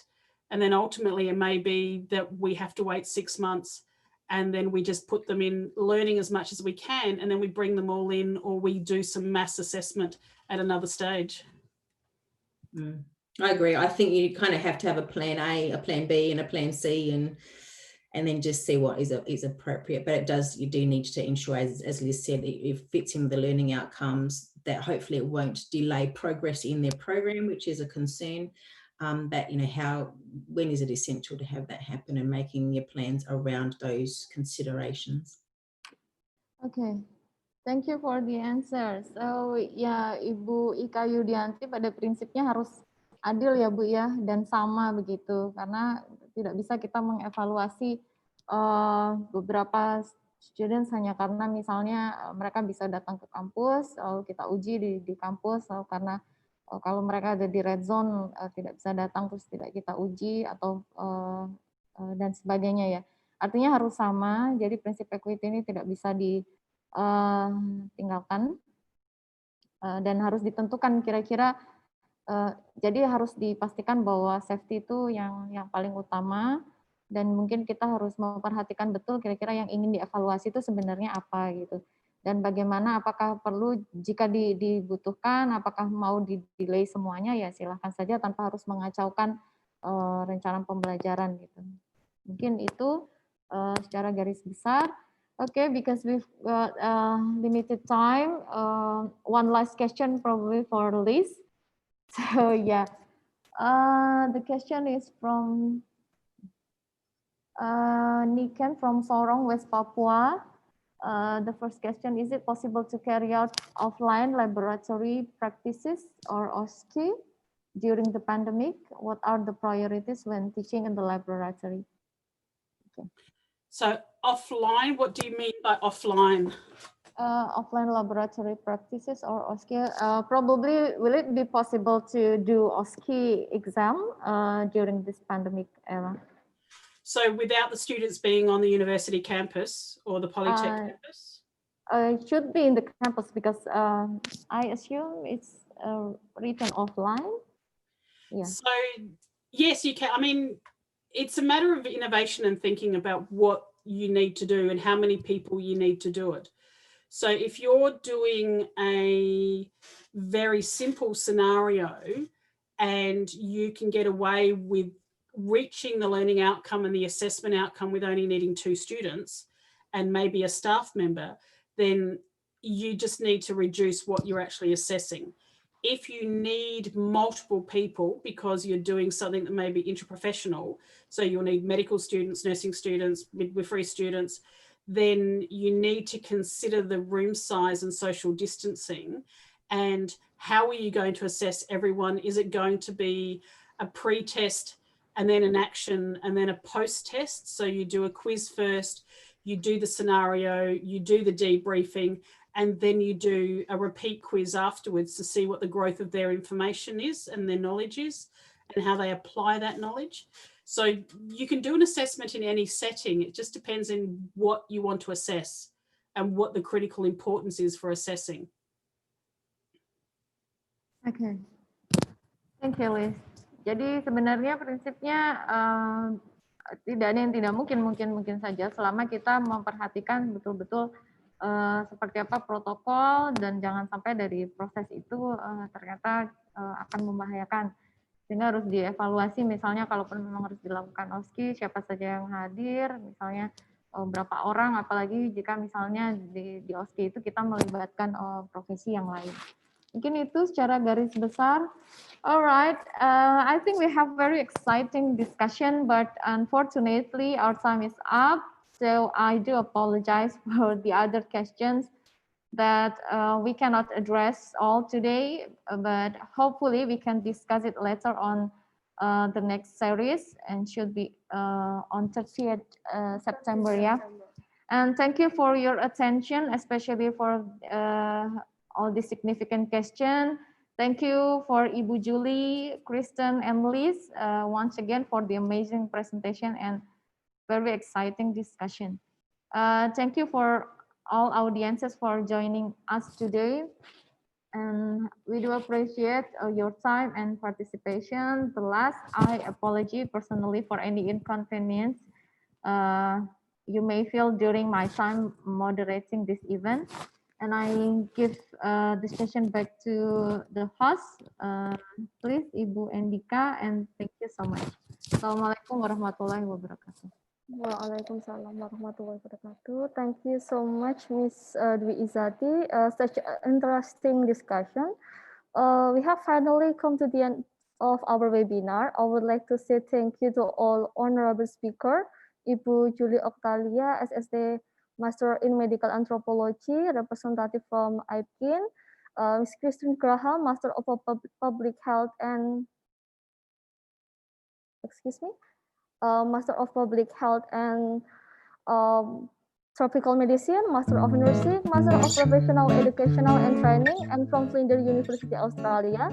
And Liz McNeil, PhD candidate from Flinders University, Australia. We are deeply grateful to have all of you here. Thank you for all the speakers for giving us interesting discussion. And to all participants, thank you for your amazing participation. We got so many questions, but we are sorry that we cannot answer all the questions. On behalf of the Faculty of Medicine Universitas Airlangga and Airlangga Webinar Conference Series Committee, I would like to thank everyone who joined us today. We really hope today's presentation and discussion will give insight and improve clinical teaching and simulation methods in midwifery education during this pandemic. Hopefully all of you are healthy during this pandemic. And let me speak in Bahasa for a while. Saya ucapkan terima kasih atas kehadiran dan partisipasinya kepada seluruh peserta webinar. Mohon maaf jika ada kesalahan. Dan saya informasikan untuk sertifikat di seri 1 masih dalam proses, sehingga kami mohon pengertiannya untuk menunggu pengiriman sertifikat ke email masing-masing. We inform you that certificate from series 1 is still in process, so we ask you for understanding to wait and will be sent certificate to participant by email. And we still have last midwifery education webinar series on September 30, 2020. Hopefully you can join us later. For further information about certificate and other webinar, check out to our Instagram account at @kebidanan_FK_UNER. See you next time. Wassalamualaikum warahmatullahi wabarakatuh.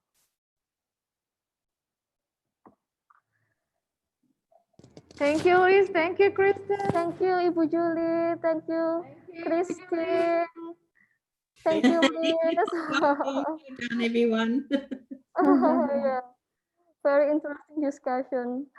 Participant very enthusiastic. It's good. Yeah. We've got many questions still here. Yeah. All right. Ibu Diza, I can have all of the question, 43 question for our documentation? Oh yeah, sure. Okay. Yeah. So yeah, because I think a lot of question is very interesting to Yes, yes. more. Yeah, the answer I think. Yeah. I will ask the committee if we can Share, save and share, yeah. Yes. Just to Bisa let nggak you ya, know, we're still live on YouTube too. Oh yeah. Okay. Kalau live di YouTube-nya bisa dimatiin dulu nggak? We'll try to off the YouTube first.